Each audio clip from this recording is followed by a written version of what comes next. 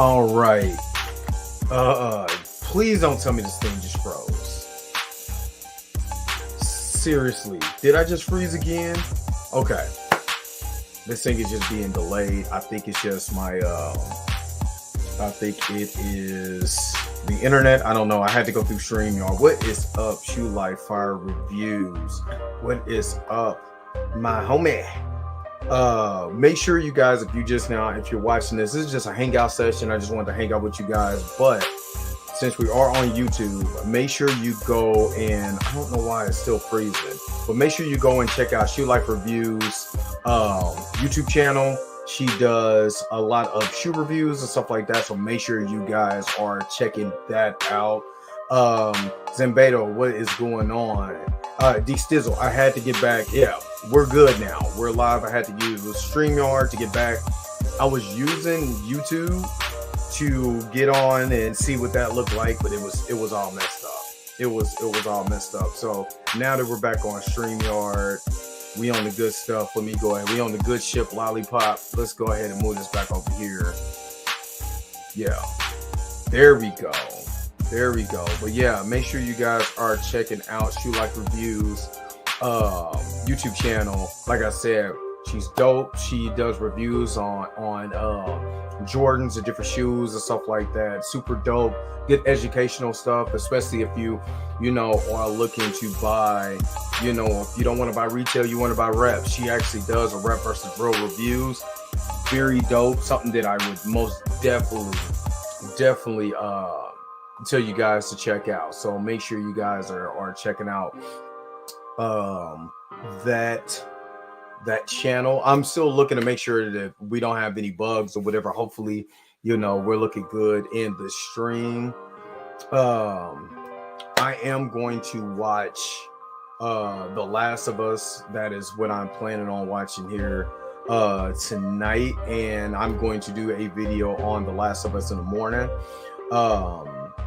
What do you guys, like I said, I wanted to hang out with you guys. This is the first time I really just got to hang out and actually just gotta go live and talk to you guys. And again, I just switched this channel over to do more comic reviews and stuff like that not too long ago, and I was always curious about what people thought about my channel, things that I can improve. What is going on here? Well, there's a lot going on in here.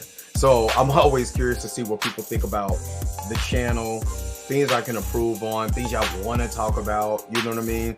I want to make sure this channel continues to go up.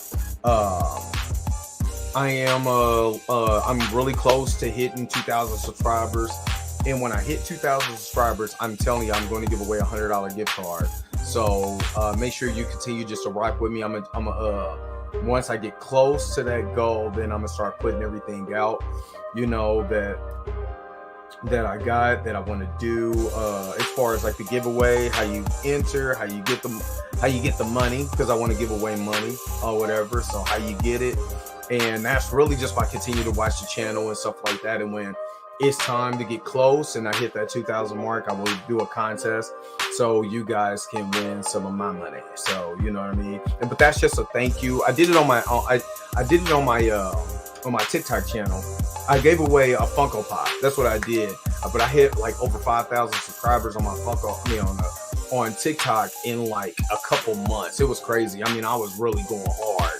You know what I mean? On TikTok, and then I really figured out how TikTok is, and I was like, nah, I'm good. I'm good on TikTok. You know what I mean? Keep up the good work. Deserve the growth and success. Thank you so very much. You like reviews. She like fire reviews. And remember, guys, make sure you guys are checking her out too. Check out the real versus fake reviews. Check out her just reviews, period. Oh, speaking of which, I did get the lost and founds. I did have to spend a little, put it on my credit card, put them on like that. Because I liked them so much. I was looking for them retail, could not find them retail here. I'm talking about Hibbett, Foot Action, Foot Locker, Champs, and I had to go to a place in Chicago that had them. So I ended up getting the lost and founds, but oh God, I had to put them on my credit card. Just put it more like that. Let's see, you put, and I appreciate it. Thank you so very much. But even with putting in what making good content, and I appreciate that. I want to always make better content. I always want to be better for you guys, because you guys are my audience. You guys are my customers, and I worked in sales for way entirely too long. And the main thing when it comes to selling a product, and this is my product, I've been doing this since 2017. Is how can I continuously, make it better for the customer? How can I make the experience better? I went out and bought a new webcam. So you guys are seeing me on the new webcam. Hopefully it's nice and clear. It I don't look too bad. I'm hiding the forehead. You know what I mean? I don't look too bad in here. I need to buy an actual camera. Oh, I need to actually spend the money and get a camera, but that's probably not gonna happen until after I move and all of that stuff. So, but yeah, my whole thing, like I said, is my whole thing is just making sure that you guys are happy with the content. And I'm always open, especially to criticism or suggestions. I'm always, because like I said, I make this stuff for you guys. I make it for myself. Let's keep it real. I make it for myself because I like talking about this type of stuff. I like talking about comic book movies. You know what I'm saying? Just really just blur stuff by itself. That's just my thing. You know what I mean? And I can't wait to Dragon Ball superheroes to drop, so we can most definitely talk about that. You know what I mean? So I'm always, willing and ready and able to hear what you guys are talking about and make the adjustments needed, so I can make sure that I'm giving you the best content that you possibly can find, or the best content that I can do. You know what I mean? So yes, I know you love the lost and found. Sometimes it's worth throwing it on the credit card. Yeah, boy, you have no idea, boy. Yo, that is Tap. I see the arcade. Yeah. Okay. So I never really got, like I said, I never really talked to you guys about some of the stuff that I got. So this is the Mortal Kombat 2 arcade cabinet from Arcade 1-Up. With this, it comes with the 12 midway games: Mortal Kombat 1, 2, and 3, Tapper, what is this, Tubin, and a bunch of other games. You know what I'm saying? That's on there. Now I do have 3 counter cage, which is Marvel Superheroes, Teenage Mutant Ninja Turtles, and NBA Jams. They could go on any type of countertop or whatever, you know what I mean? But I got this one, and I got this one for a deal because I got this one, I think it was $250 or something, because it doesn't have the light up display. That's the only difference. This is the 2021 one, and it doesn't have the light up display. So that's the only reason why I got it, because it was cheap. I got it for a deal from Walmart. Let me show you this. This is just came in the collection, and I don't know if you guys are big Teenage Mutant Ninja Turtles fans, but I got these guys, and they were only $10. And I remember when these came out when I was a kid. These were the turtles with they came in with you could put the weapon storage in the shell. $10 at Walmart. I had to look up and get it from the shelves, and I'm only 5'9", so I needed to, get a stepladder. But anyway, so I got that. I got Mikey, Ralph. Oh, let me see. What else did I? yeah, and I end up getting. I got the whole, I had, if I'm going to get the whole crew, they were $10 a piece. I couldn't beat that. You know what I'm saying? Donnie and my man, Michelangelo over here. So I just added these guys to the collection. I have the remake of the original Four Turtles. I have the 30th anniversary edition of the original series Turtles. So, I do have those. He said, I'm trying to get to your comments. He said, I used to kill that game as a kid. This game is, I put this on everything I love. This is probably one of the hardest arcade games. Like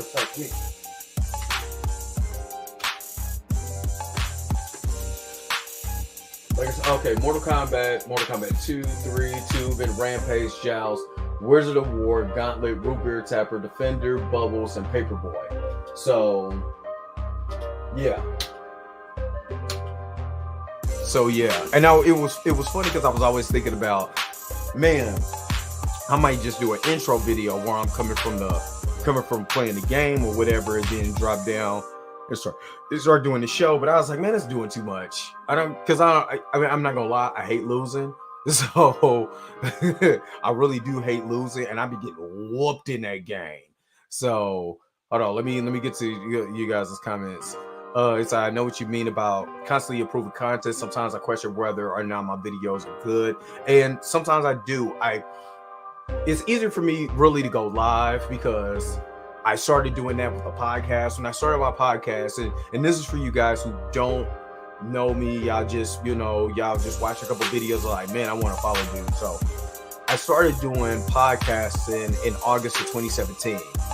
And I created my show, the original show that I created, the original Dre Mang Show, which is on Speaker Radio.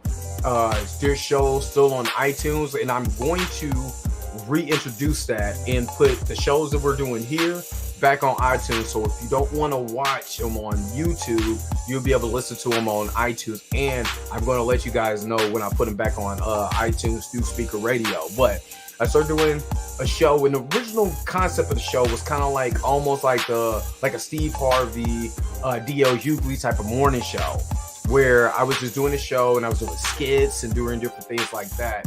And then I started to get more into the social comment of the time. This was the time, I think, this was during Obama's last year. You had the Colin Kaepernick, all of that type of stuff that was going on, and the social comment was at an all-time high. And I decided, hey, let me start talking about this real life stuff. You know what I'm saying? Let me start, and I would, mix in like what happened with the game, like my Kansas City Chiefs won today. Congrats to won yesterday. Congrats to the Chiefs. It's gonna be Chiefs and Bengals. So I talk about that, and I started doing interviews with Black people doing a lot of great things out there. So if you go back and watch my old videos, I got interviews. There was a guy who was creating this cereal called Proud Puffs. It was a vegan cereal. I was interviewing this Republican named Brian Dirks, who wanted to, we had a discussion about reparations and different things like that, and how can we improve the city, because for a long time when I was in college, I worked with a lot of city councilmen. I worked with the governor of Kansas. I worked with a lot of different people. So being in my community and working for my community is nothing for me. I just wanted to do that, and I had an opportunity to do that, with this platform. So I decided to use my platform to be able to talk about social issues, talk about mental health, talk about different things like that. And the funny thing, and it's going to sound messed up, but it's really not, because I had to keep my mental health too. The funny thing about that is that when you're talking about those stuff, and like I said, E-Man for E-Man's movie reviews was on my show. You know what I mean? And I'm talking about, I'm struggle streaming at the time. I just reached out to just like, hey man, can I get you on my show? And he was like, cool. You know what I'm saying? This is before Recast T'Challa. Trust me. This is before that. This was during the pandemic. You know what I mean? Where we all was at home. So I was like, I started to notice that, the support was not really there. And a lot of people like, man, we love what you're doing. We like this, we like that. But the views, the support was not there. And I had to learn YouTube. And that's probably the hardest thing about a content creator is learning YouTube and learning. And this is when YouTube started to change to their algorithm too. So I had to learn how YouTube worked. And a lot of my stuff was on Facebook. You know what I'm saying? I get the crowd on Facebook and stuff like that. But I wasn't really getting the support that I felt like I needed to continue to talk about those issues, to talk about solutions and not just problems. Because a lot of content creators, when they're in that realm and they're talking about issues, especially when it comes to the Black community issues, there's a lot of complaining, a lot of finger pointing and stuff like that. There's never no solutions. And I never want to listen to someone who never has a solution to a problem. If I don't like something, I turn it off. That's a solution. So if we got problems and stuff like that that's going on in our neighborhood, well, what is the solutions? We can complain, we can argue, we can do that. But what do we do going forward? We have to formulate a plan to go forward. And I didn't see that. I got tired. After a while, I got tired. And again, I would have people who would watch my show and start commenting on all the stuff that I got in the background, not really listening to what I'm talking about, or how can you talk about this and you got toys and stuff in the background. And I took that to heart. I'm not even gonna lie to you, because you know, besides doing this and doing this for my community, it felt like it's my duty to stand up for the people in my community. I'm also a humongous blurb, you know what I mean? I collect comics and all of this stuff, so it really hurt. I'm not even gonna lie to you. It hurt more to see more Black people just sit there and be like, ah, man, I ain't listening to this dude. Man, he got toys and stuff in the background or whatever. Dude don't know what he's talking about, blah, blah, blah, blah, blah. And I didn't get the support. And remember, this is during the rise of Kevin Samuels. And the rise of Kevin Samuels kind of, and there's nothing against this brother. I'm not, you know, God rest his soul, I'm not saying anything against this brother. But the brother, you know, had a format and a platform, you know what I mean, where his platform looked more pleasing than the subject he was talking about. And when I'm talking about certain things within that realm of those subjects, they looking at me and they're not taking me seriously. So I decided, you know what, one day I gotta just do it with me. And I'm not gonna lie, I was afraid to show that blurred side because I was showing my strong gun hold for the Black community. But I was also at the same time afraid to show that blurred side of the of myself. You know what I mean? Then it took counseling to be able to be like, yo, you gotta be yourself. You know what I mean? If people rock with you, they gonna rock with you because of who you are. You know what I mean? You know, of course, again, when I'm doing content creating, I look at it like sales. I gotta provide you with the best content that I could best possibly do. I'm not gonna give you no half-ass content or anything. I'm gonna do the best thing I can. And that's what I felt. But again, I was sitting there like, yo, you know what? I gotta do stuff for me for a change. You know what I mean? So I was like, I got all this stuff around me. I never talk about it. Let's just change it up, man. Skip everybody, skip the algorithm. You know what I mean? People will, if you rock with me, you will understand.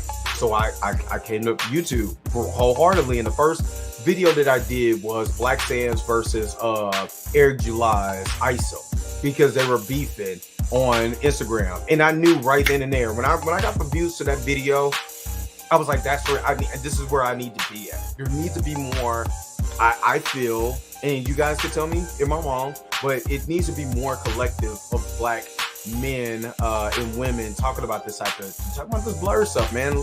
To get in the Black blur community, it just can't be E-Man or just my reviews. It can't be just Showmonger or Planet Fanatics. I feel like we all have to come together and support each other. And that's something that I talked to E-Man about. Now, E-Man, you know, I mean, with Recast T'Challa, E-Man skyrocketed even more than what he was. You know what I mean? Because he was already known in Chicago. He already had views and different things like that. But when Recast T'Challa went and he was able to go live, I mean, he blasted off, and I'm not mad at him. I'm not mad at him at all. But I feel like I wish that we could all get together, because the way YouTube works, it's enough for all of us to eat. And it shouldn't be just one guy, or, you know what I'm saying, or you reach out and, you know, it's just like, you know, Tyrone Magnus. It just can't be just Tyrone Magnus. There's got to be a plethora of Tyrone Magnuses. It has to be a plethora of E-Man's movie reviews, or any of these guys out here. We all have an opportunity to do something great. So I just want to make sure that I'm giving you all the greatness that I got to make sure that you guys are happy with my content. So that's my rant. I'm gonna just get off of that. Let me get back to the comments. It said them classic midway joints. Yes, most definitely. I didn't know you guys I gotta catch up. Nice, dope. Thank you. I had the original TMNT figures back in the day, but I ended up selling them. Man, I'm gonna be honest with you with the TMNT figures, why they're so special to me, being real with you.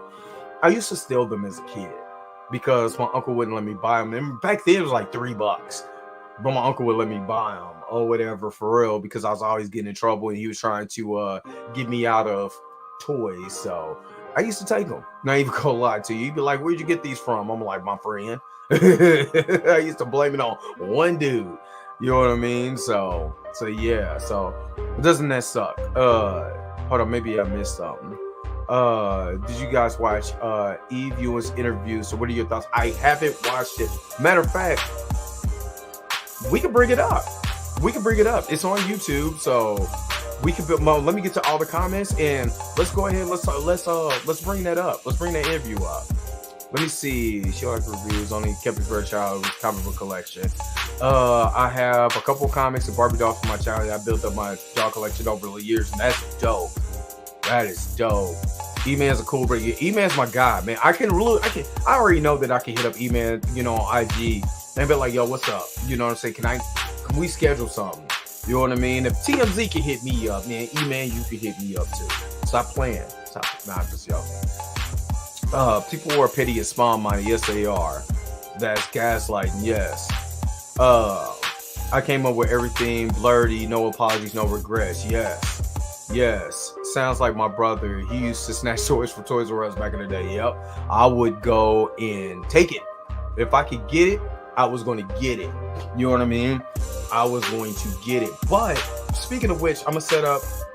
Let's do this. I want to see that. And it was, if I'm not mistaken, that was Chillmonger's interview. Or was he on the interview? The Eve Ewing interview, Zambito.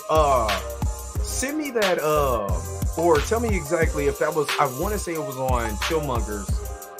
Chillmonger was a part of that. I want to say he was, but I don't want to be wrong either, but I want to say he was on, Chillmonger was a part of that interview. And I'm going to probably go to his page too.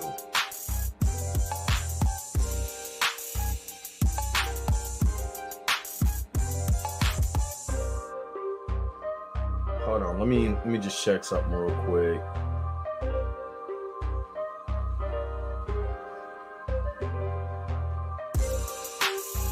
I gotta get this new Funko Pop, man. It's Funko sent me a thing. They had a dope new Funko Black Panther Pop, and if you lucky, you could get a chrome one along with it. Let me see.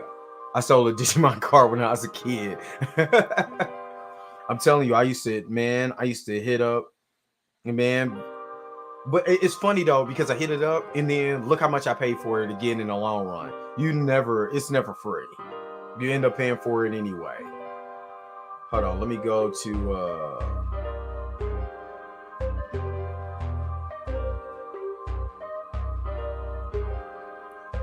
Chillmonger's.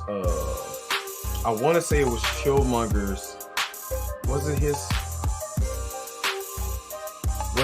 page? Or if you know where that interview was at, let me know, because I want to go to that interview. Or matter of fact, I think they posted up on Twitter, because I think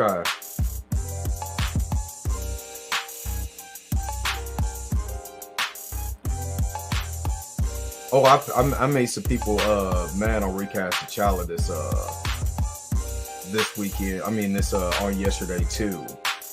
Okay, it was at Black Comics Lords. Let me hold up. I found it.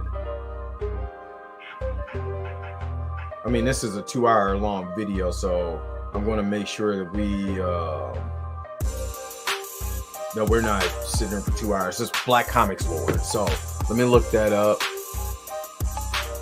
Yeah, Black Comics Lords. I knew he had it, but let me get out of.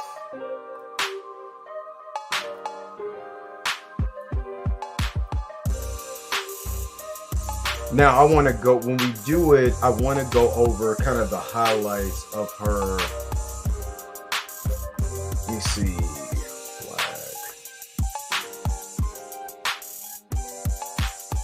Oh, and shout out to them too. Shout out to them for even getting that interview. You know what I mean? With Eve Ewing. Shout out to them. That's dope. Let's be real. That's dope. Because I'm telling you, man, it's hard in these YouTube streets. It is. It's hard in these YouTube streets. I'm trying to find the actual.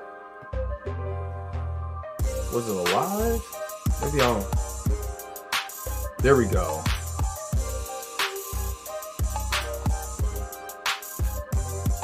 Give me just a second. And let me set up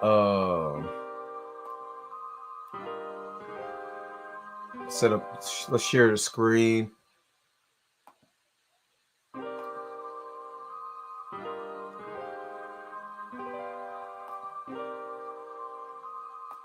Let's do this. And I'm going to mute the music mute the background music just for a second, or actually. All right, so again, I haven't seen this interview, so I'm going to probably skip to the juicy parts. And this is fair use. Not a wrestling fan, but I kind of like. Hold on, let's.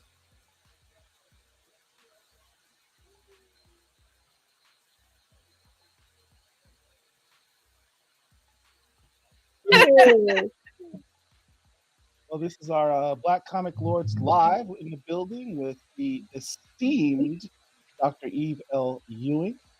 Thank you for being here. We greatly appreciate you being here. Oh, the honor is all mine. Thanks. And if I'm not mistaken, Eve Ewing is getting ready to write the new Black Panther comic, right? If I'm not mistaken, right?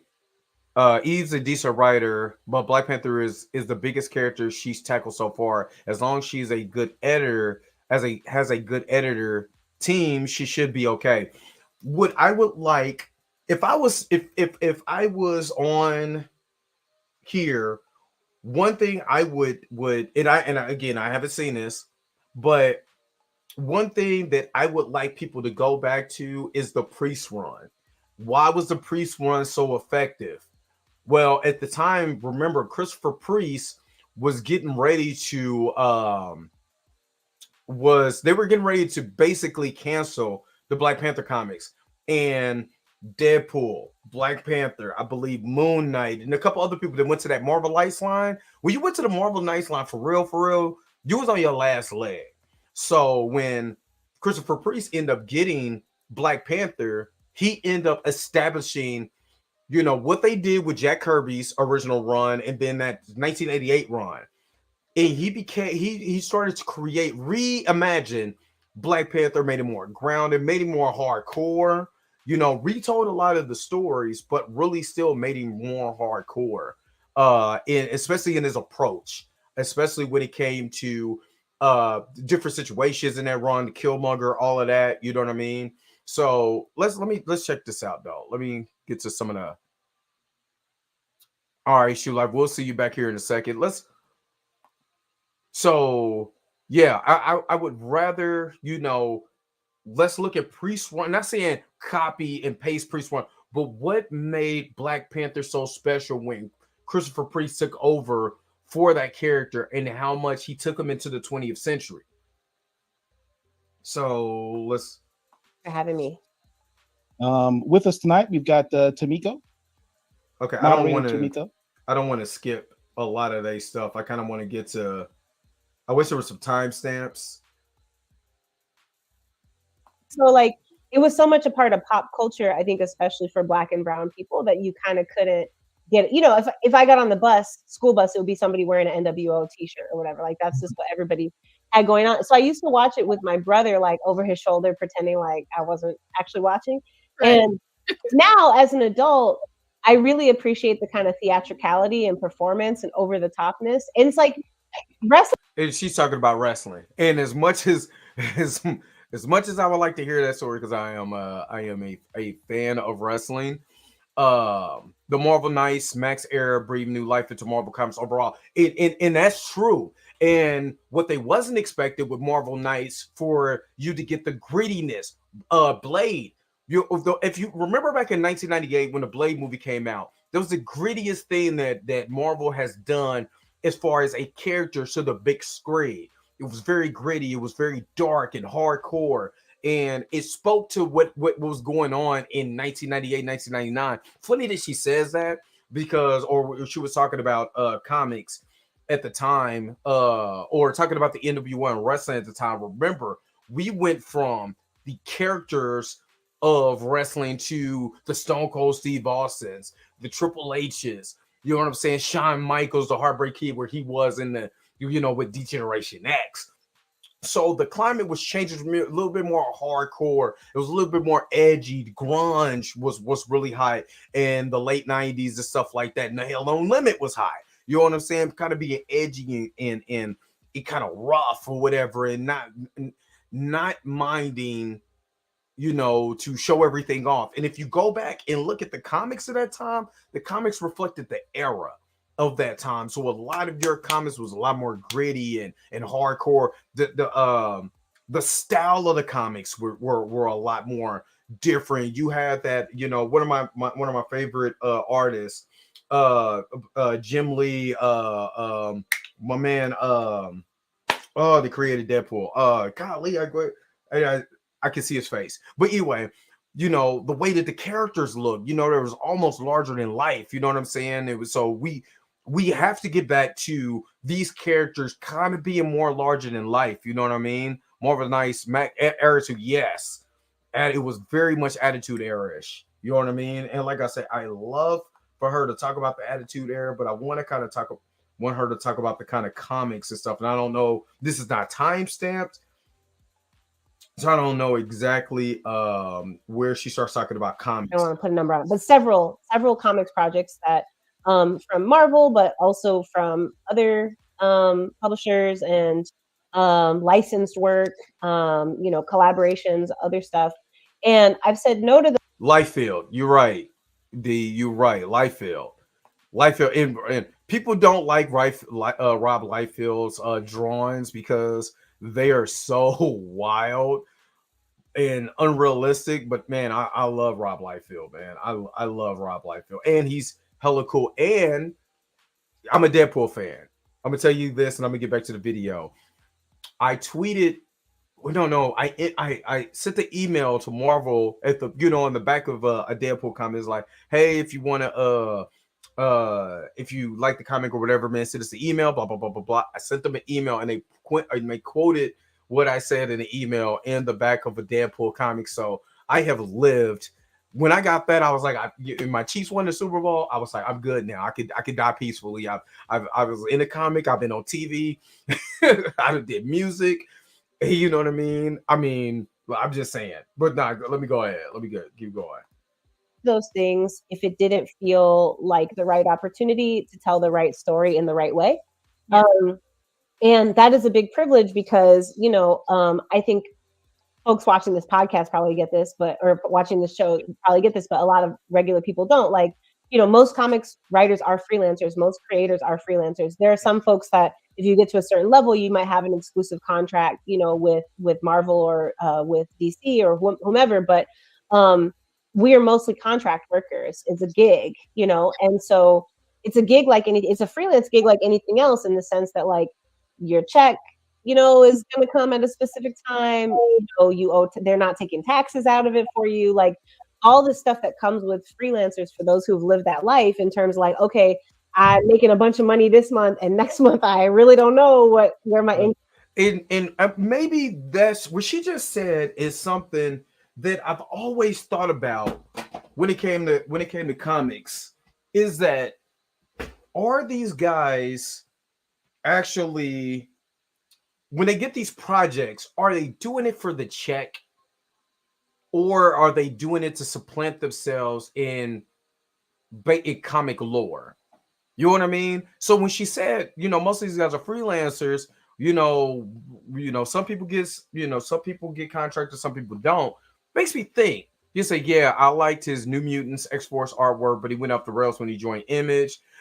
Still did the Youngbloods though. The Youngbloods, Wildcats, art man. But Jim Lee, oh my God, Jim Lee's artwork on Wildcats is stupid good, stupid. Jim Lee, Rob Liefeld, Todd McFarlane, man, all that stuff is great though. They're literally, to me, there's probably one that I'm forgetting, and my brother's not on this stream, so you know what I mean. I can't really talk to him, but because he's an artist too, and he's a big Rob Liefeld. I mean, a big Todd McFarlane fan. So yeah. Let's get back to what she's saying is important though.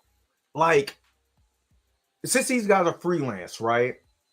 Are they really trying to supplant their legacy onto this comic, or are they doing it for a check? And let's just get this over with. I need a check.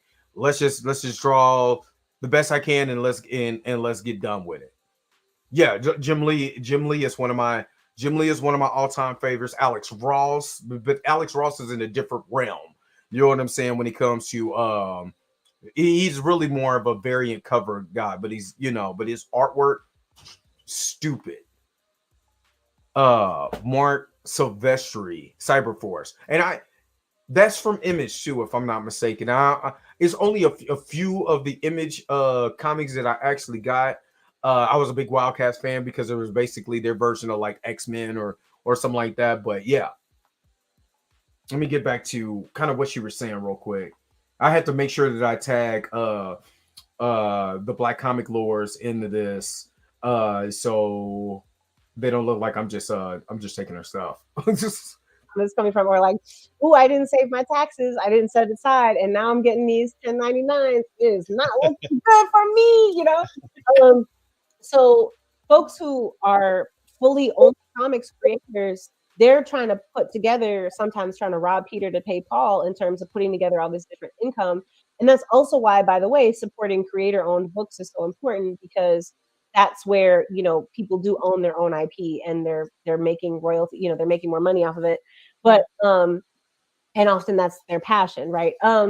But what I'm trying to get to, I'm very long-winded, I apologize. But what I'm trying to get to, tell it. Tell it. My strength. Okay, good. Here, I wish this was time-stamped, because I wanted to get to the actual Black Panther things, but I just need y'all to take it on faith that I say this from the bottom of my heart. The things that I started off writing, like especially my first book, I did not think anyone would read those joints. Okay. Okay. Because this is like a almost 3 hour stream. Yeah, just to give like a quick detour into talking about thank you, Brian, for giving me your playlist. Just to give a brief detour to why we talk about that if folks are new to the channel or new to collecting. So, okay, here's my brief economics explainer about this. So Paul walks into a bookstore, his local independent bookstore. Okay. I want her to start talking about her writing. Because the representation is on point, especially in this Photon run. So nobody thought that anybody was asleep in that respect. Okay, let's go back, because I want to hear what. Give her, like, Black women, we like to change our hair. We like to do different things. Like, I can't have her dressed the same way forever. I sent him so many pictures of like goddess locks and high buns, and so many. And I was like, can we get some gems? Can we get some gems on the locks? Yeah, make it pop a little bit. Well, Lucas Wernick did one of the best versions of Storm I've ever seen. Yes. Where she had like braided hair, she had like African markings on her face, and then she had like African embroidery in her X-Men costume. See, one thing I can respect for what she's talking about is that she is discussing the way, especially like Storm should look like, a goddess, because that's what she is. Wildcats, Westworld, Stormworth, Jid 13 was under Jim Lee's Wildstorm imprint. Yes, Wildcats was dope though. Wildcats was dope. Yeah, Todd McFarlane on Spider-Man. Yes, and Todd McFarlane did a couple covers on New Mutants, because I have New Mutants number what do I got? New Mutants number 80 to 100. I believe I have New Mutants number 1, number 2, but I have one. I think I have 80 to 100.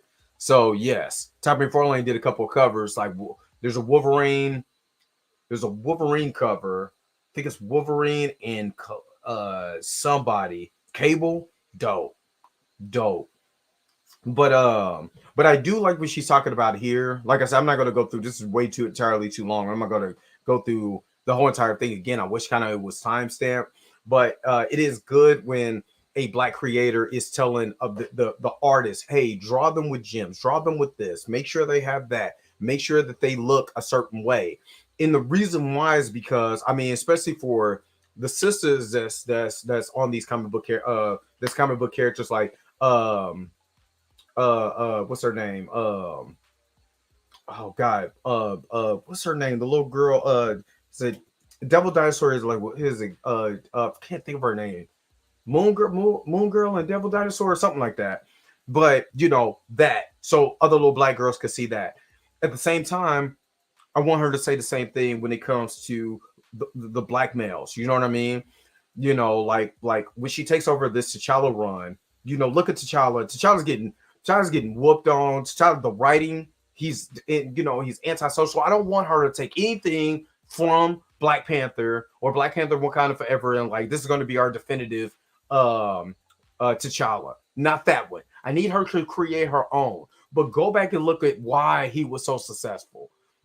You know what I mean? And for her being a independent writer by herself, I can see. I mean, but we can't have T'Challa going backwards. That's the problem that I have. We can't have T'Challa going backwards. She doesn't seem like the type of writer that would nerve or disrespect her, and she doesn't. And that's why I'm giving her the benefit of the doubt. You know what I'm saying? Especially her explaining just little integral parts of a Black woman's hair. That's key. That means detail. You know what I mean? And there's key details. But in storytelling, there also had to be key details. Now, the reason why storytelling is so prominent for me is because I was an actor. I've wrote a play. You know what I mean? I've actually wrote a couple plays. I used to be a poet. You know what I'm saying? Writer. You know what I'm saying? Rapper. All of that. So storytelling was always very important. An integral part of details in a character is also important. There's quirks in Batman. There's quirks in Superman when you're reading a good Superman story. There's quirks in the Joker when you're reading a good Joker story. There's certain things that you look at, and there's certain things that he does. There's certain levels of thinking and intellect that they bring to the actual character. So you need that level of intellect that you have to bring to the character so you can be able to understand the character's motivations. If the character's motivations seem asinine or they seem, unrealistic to the character himself, you know what I mean? One thing that I had a problem with the Black Panther movies is because we didn't spend a lot of time with just T'Challa by himself. And I've always had a problem with, why did they introduce a love interest to him in the first place? They didn't have to introduce a love interest to him in the first place. What they could have did was introduce us to him. Once his father died, let him be by himself. But one thing that they did that was so integral part of Iron Man 2, you know what I'm saying? Even Iron Man 3 was you got Tony by himself, thinking, sitting, pondering, messing around with stuff. We never seen T'Challa just mess around. Not saying that they couldn't have Shuri, but him and Shuri together in a lab, think tanking. Almost what they did with Spider-Man No Way Home. You have these characters that you're sitting around with this character when he's by himself. No dialogue, thinking within his mind. You know what I mean? Or very, very little dialogue, finding out why this character is the way that he is, why he should be able to do that. No love interest don't have nothing to do with that. Let the character be by himself. Let him sit in an intimate moment, or have him in an intimate moment with his mother. You know what I'm saying? Talking about how hard it's going to be just being a king. Them two together. So if she's going to write this, you got to have those intimate moments where this character is by himself. and he's thinking and he's trying to understand what I could be able to do to go forward. Yes, Moon Girl, Moon Girl. That's in Devil Dinosaur. Oh my god! And they just introduce a cartoon. That's something that we need to support. That we need to support Moon Girl most definitely. The character's nuances is very yes. Those characters' nuances is very important so you can understand why the character moves the way that he does. My man Chillmonger. T'Challa's like a scary time. They got 2 fixed on the supporting cast. The enemy represents the quality. Hey, chill. If you matter of fact, if you want to, I'm about to send a link to the stream. Would you mind getting on? Matter of fact, would you mind getting on the stream if you're not busy? I'm gonna put it in the comments, but if you're not busy, I would love for you to get on the stream since maybe I need to go. I don't know how to do this. I don't know how to do this, but I would like for you to get on the stream if you can.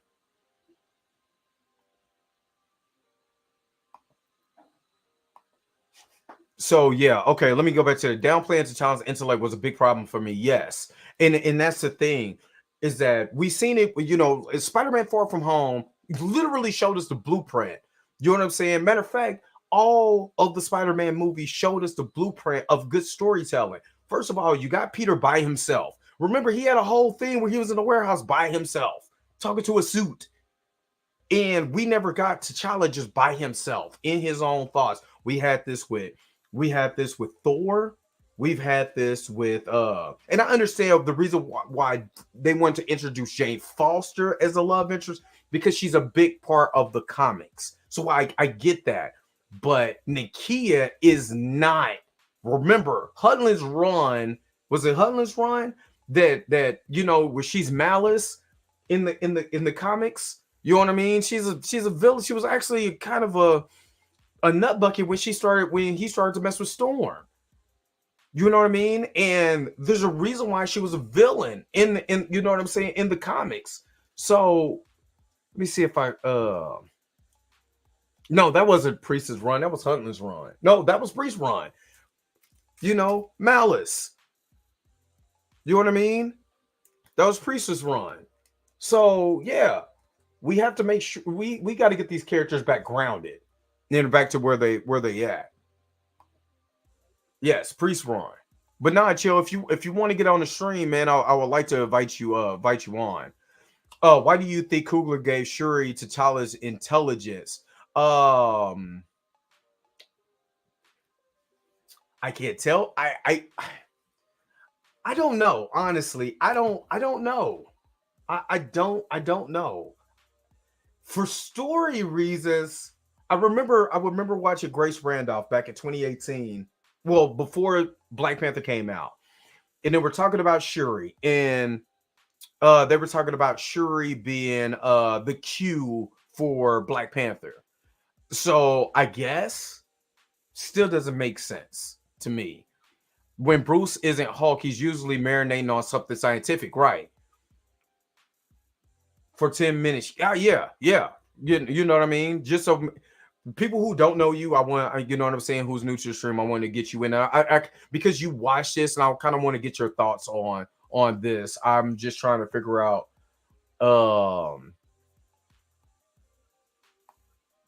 if I could be able to copy this and put it in the comment section, or do I need to, you know what? I know how I'm gonna do it.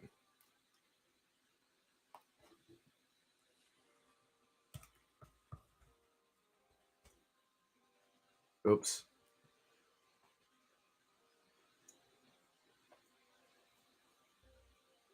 Okay, I'm not gonna do it that way.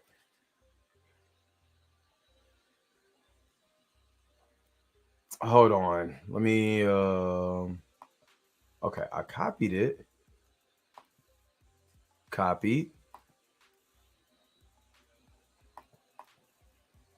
Hold on. I'm gonna have to move this thing over here. Because There we go. Yeah, I wanted to see. This is the thing that it says if I below your picture to the right side, mute stop the cam. Okay. Yeah, I wanted to see the Science Bros get together, and that's the crazy part is because he is one of the Science Bros. There we go. My man, Chill. What is going on, brother? I'm doing good. You hear me well? Yes, sir. Yes, sir. Yes, sir. And since I'm off today, you know, I told you I wanted to get you onto the show. Since let me ask you this, and I'm not gonna hold too much of your time up, but since you watched the interview with Eve Ewing, what did you think as far as like her going into this Black Panther comic, especially after we just got through reading what John Ridley did? What was your impressions of her and what she could be able to do with the Black Panther story? It's very closed. Like, I don't know even if this is the Black Panther T'Challa. The way that she spoke was like the character, yada yada. We gotta wonder who Black Panther is under the mask. Who is he? She talked about Wakanda and things like that, which is gonna have staying power. But I don't think that I'm not confident or certain that this is actually a T'Challa book. I still don't know. We got to read it. We got to wait and see what happens. Right. But because the movies went the direction they went, the comic book division were probably like, oh, let's do that too. Well, you know, they hired a woman writer. It's probably because it's going to be a woman lead character. I don't think this is a T'Challa book. However, later on in the interview, you'll see that The Avengers by Jed McKay, that's going to start like in June. And we already have a cover for that. And unlike the Black Panther cover, it's not like a promotional material cover. They actually have a real cover. The one that, the one that they announced the new series of Black Panther was a promotional artwork. It says so right there. Don't get too attached. That's not going to be the real cover. It's probably going to be like another guy who's Panther. I don't know. I am the greatest Canadian. That's right. So my thoughts on the whole thing is, wow, I really got to wait and see, because I don't know if I didn't watch Wakanda Forever. I didn't pay a ticket. I mean, I watched it on my computer, but I didn't pay for it. I didn't want to support the idea that Black Panther is something without T'Challa. I think that they're just as linked as Iron Man is to Tony. Batman is the, So in my opinion, I'm like, do I support this comic book? We got to see what happens. And she was never clear on whether or not this was T'Challa. John Ridley was terrible.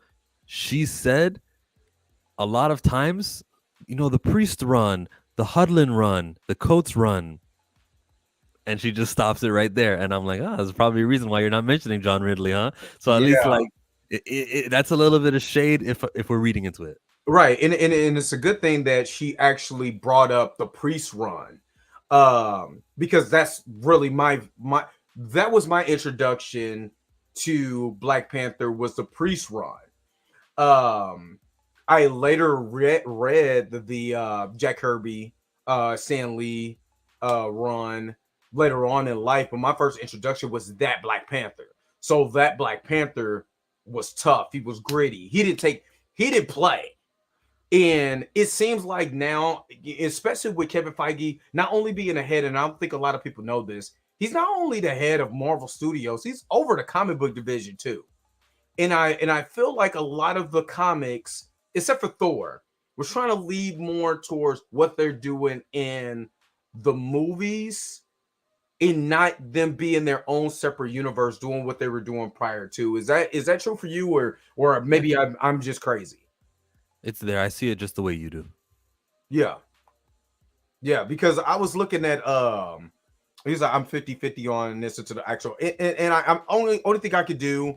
I wasn't a fan of Coates, the Coates, Ta-Nehisi Coates run, but that's just me. The intergalactical empire was actually kind of dope in its own unique way, because it took T'Challa in the cosmic, which something that we've never seen before. And so I actually give them a lot more props for being I guess a little bit more out there with it, a little bit more creative with it. Because I mean, everybody else goes to space. I mean, why can't you have T'Challa out in space? You know what I'm saying? And stuff like that. I mean, hell, Deadpool's been out of space. He's been cosmic Deadpool. You know what I mean? So there's a way that you could be able to do it. At the same time, he didn't nerf T'Challa.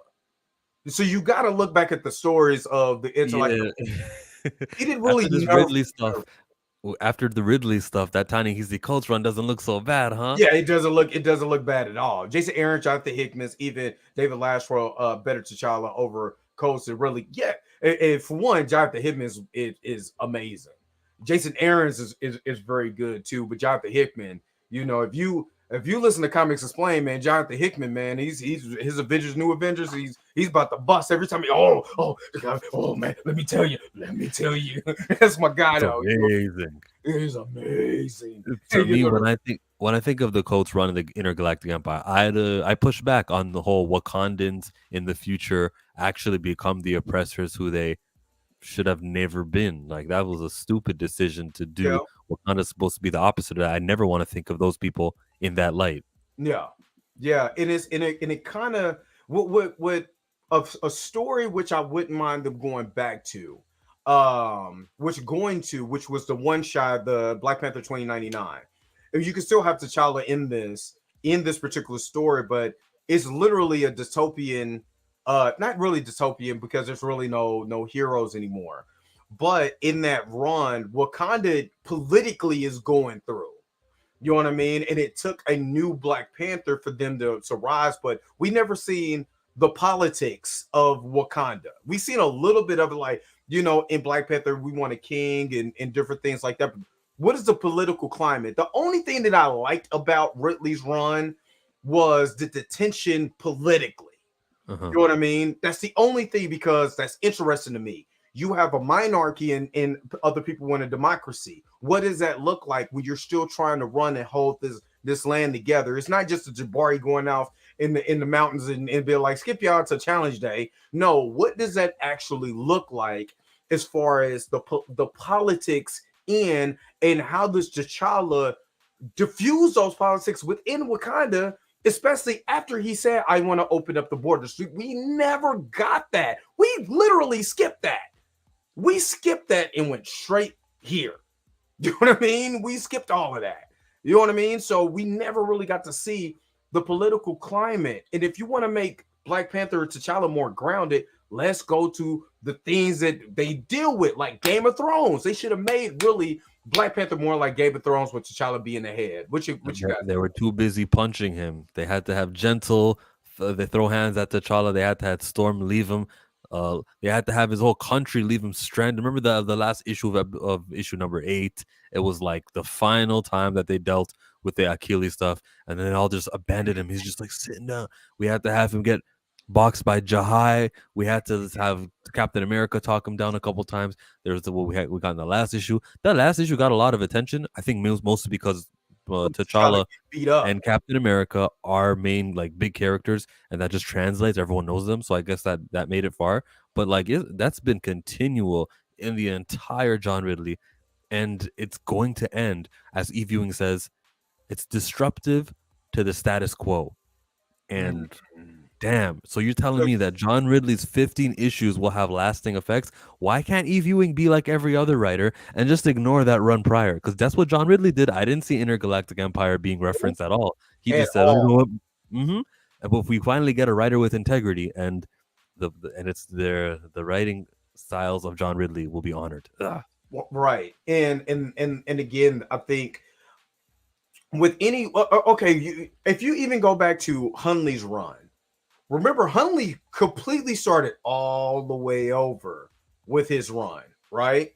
So the first 2 issues was Challenge Day. Was Challenge Day. You know what I mean? And what Black Panther did do right was they took that the Challenge Day and all of that came from Hunley's run. When you see basically M'Baku's the big dude, where Shuri was coming down and trying to figure out exactly. Because she wanted to fight in Challenge Day, and she got there. She was like, "Wait a minute, my brother's already there," and he's fighting Azuri, who was the Black Panther at the time. Not some, I don't even know what is. Not it was some. Saiyan. It was Saiyan, not Njobu. Yeah, that's right. So, matter of fact, he was wearing a mask, right? From my memory, T'Challa was all masked up. They didn't want to reveal who he was. And I think I got that somewhere around here. because I always like pulling that out because it shows T'Challa like uppercutting the crap out of his uncle. Is it just And your Black Panther comics in front of you, or is it that's other Black comics Panther. too? No, that's all. That's not all of my Black Panther comics, but I have literally. Let me see. I got a gigantic box, and then I have individual magazine holders of nothing but comics all over my house.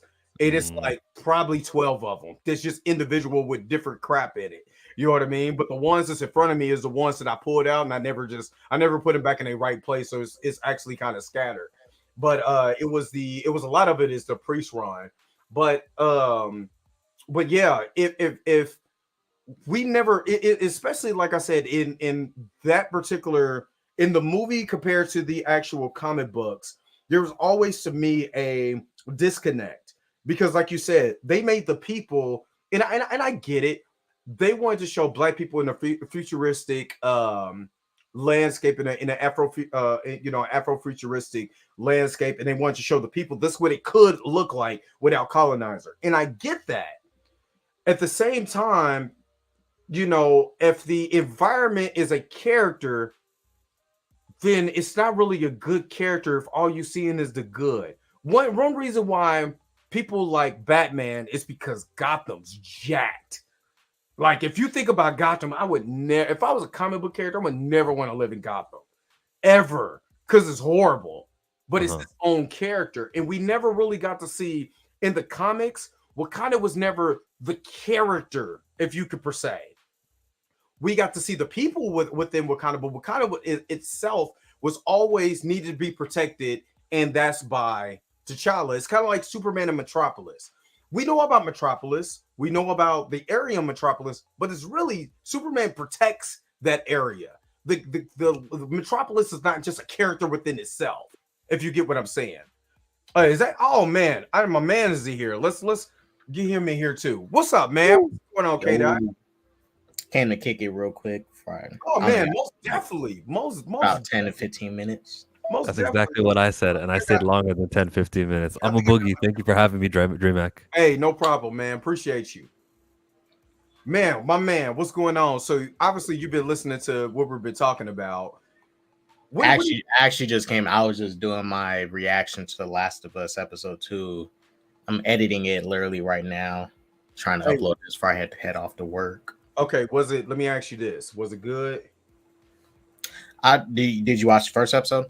Yes, I did. I haven't watched the second episode because I'm watching the second episode, and then in the morning I'm going to do my reaction to it in the morning. I'm doing, my 6:30 live stream in the morning to it. But what did you think about it so far?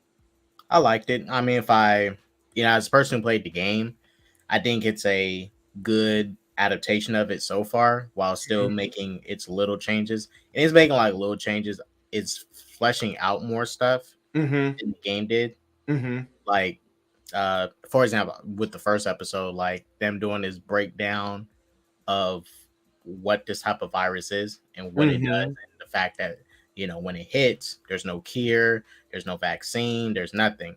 So they're doing a little bit more fleshing out of that. I still don't think it's that important because with the game, is mainly just focuses on these two people just surviving. It's like The Walking Dead. You remember when in episode 6 they revealed what this virus was and how it worked, but in the later seasons we never went back to it because honestly it didn't matter that much.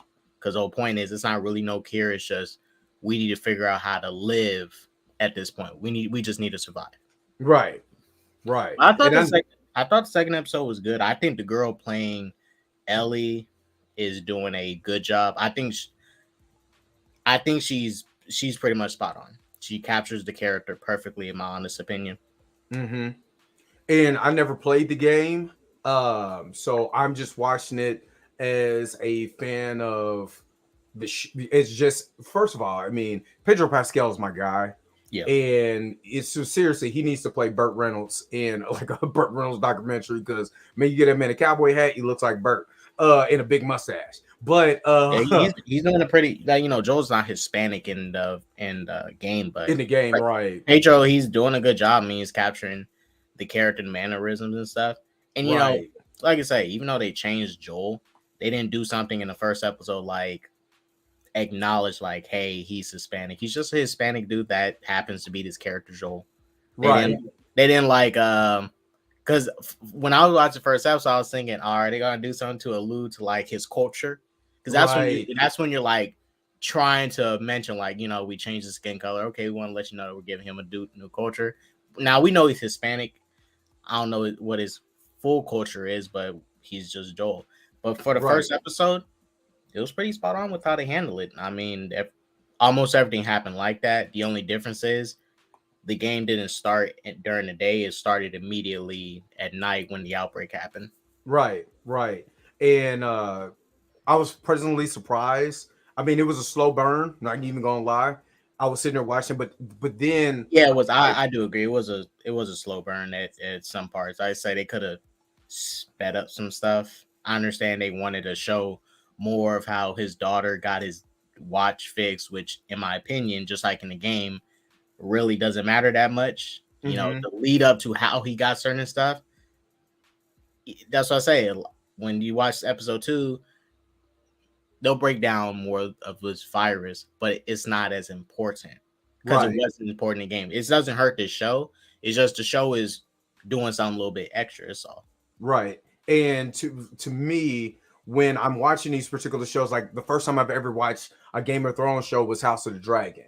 Didn't never watch any I watched, let me take that back. I watched episode 1 of Game of Thrones, and that was it. Not saying it wasn't bad. It's just it's long, and I was like, man, I should have caught this train 7 years ago. But when I watched House of the Dragon, I was like, okay, as long as the story is good, because I'm story driven, you know, and I have to listen, I have to understand what is the character's motivation. And that's what I looked at when I was watching The Last of Us. You know, the watch being fixed and the significance of him continues to look at the watch, and watching other YouTubers like what's the guys, Heavy Spoilers, when they did the comparison of the game and in the show, and I'm like, oh, well, that would make sense why. So now I'm in my mind, like every time he looks at his watch, he's thinking about his daughter. You know what I'm saying? The reason why he's probably looking at Ellie a little bit different as the story goes along, because he knows how he lost his daughter and different things like that. And I'm glad they did put an emphasis on, hey, do you know I'm Hispanic? Or I think Pedro Pascal is Central American, or I believe, or whatever, but they didn't make it the emphasis. That's when you're trying to push, you know, like an agenda, like, hey, look, we changed. Yeah, you're trying to make it.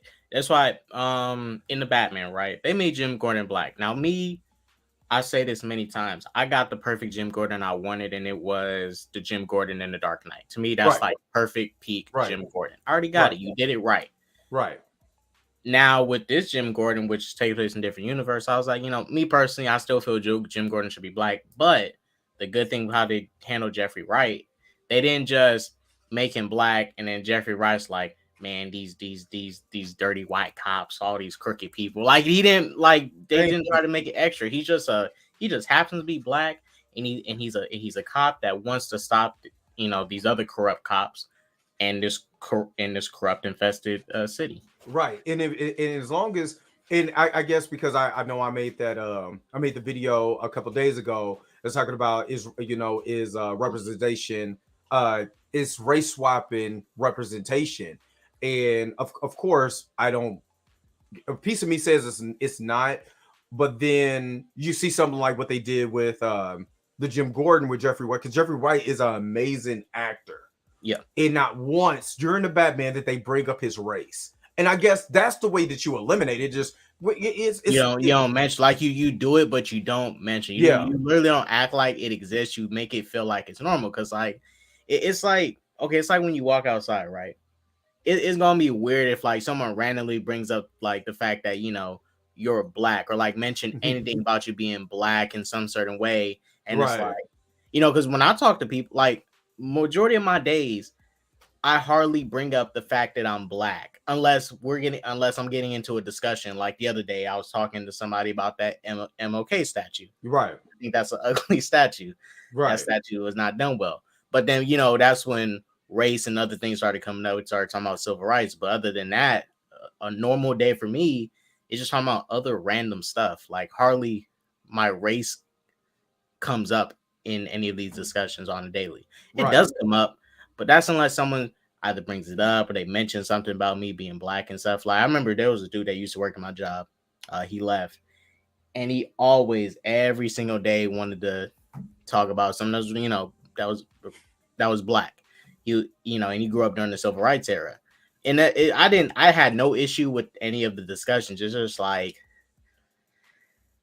it's kind of getting old. Like, you know, the conversation getting old. It's just like that's the only thing you want me to, you know, he was trying to get me to watch all these Malcolm X videos, stuff like dude, I like Malcolm X. Like, don't get me wrong, but I don't need to watch Malcolm X every day, every single, you know. It's like I get it.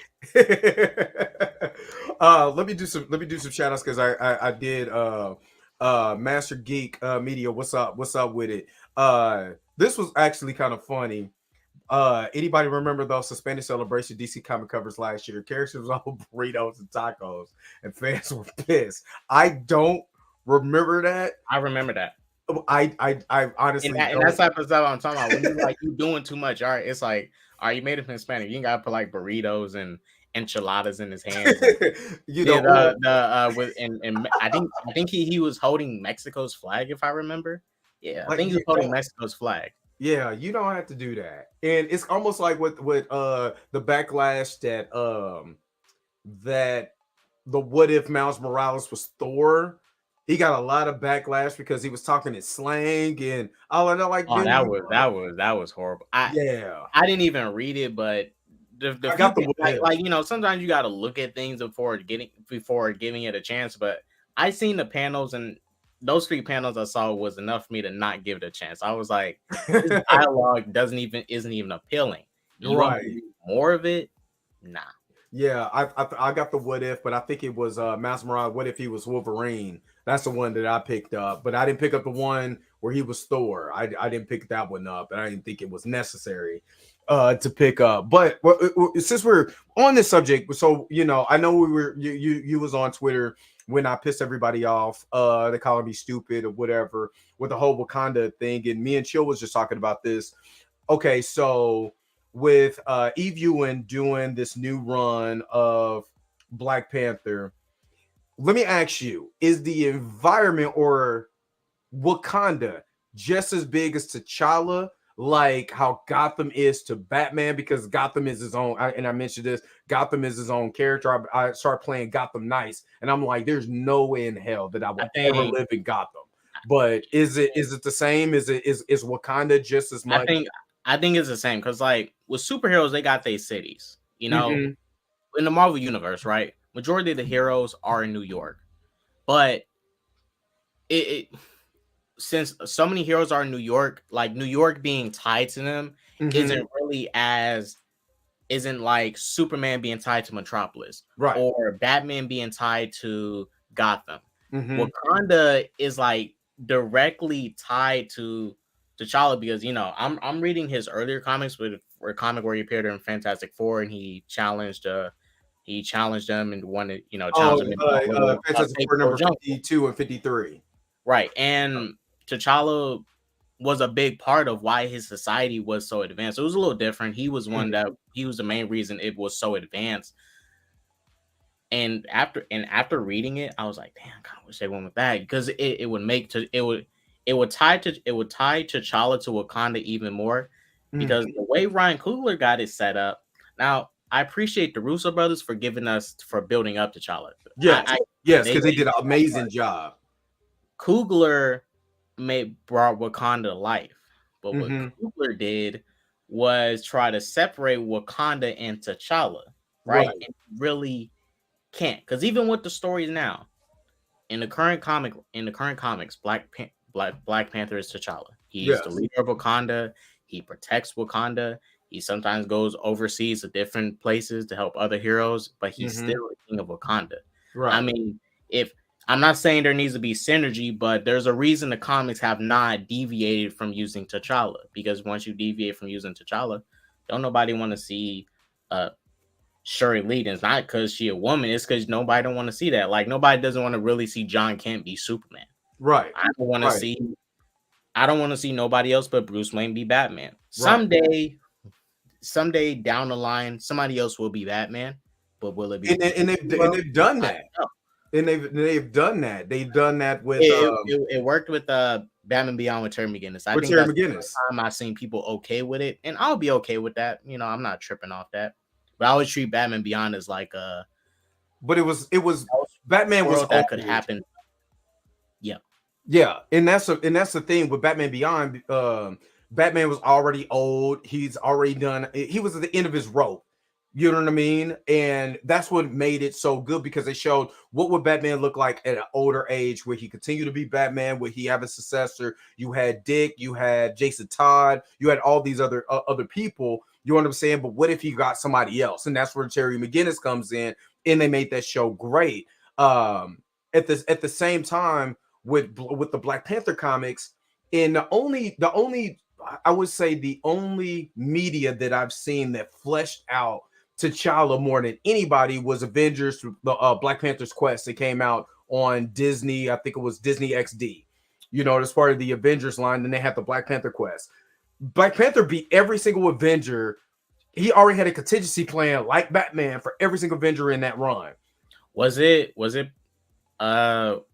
on Disney. Was it part of that Avengers Assemble show? Or I think it was a part of the Avengers Assemble show. Yeah. And what's up? I think Cornelius is up here. What's going on with it, Cornelius? And that was the only time that we see T'Challa actually get fleshed completely out. Yeah. And I believe with Black Panther, the first Black Panther film, again, I rewatched it, and that's why I tweeted what I tweeted out, which I didn't think it was going to start getting the traction that it got. But there's a point where you don't see T'Challa by himself. And the reason why I said that is because you got a chance to see Thor completely by himself in multiple movies. You got to see Tony Stark just by himself, along with his thoughts, tinkering with different things or whatever, trying to create. We never got to see T'Challa by himself. The only time we did was in the Ancestral Plane, and that's why I brought up the context of when he was in the Ancestral Plane.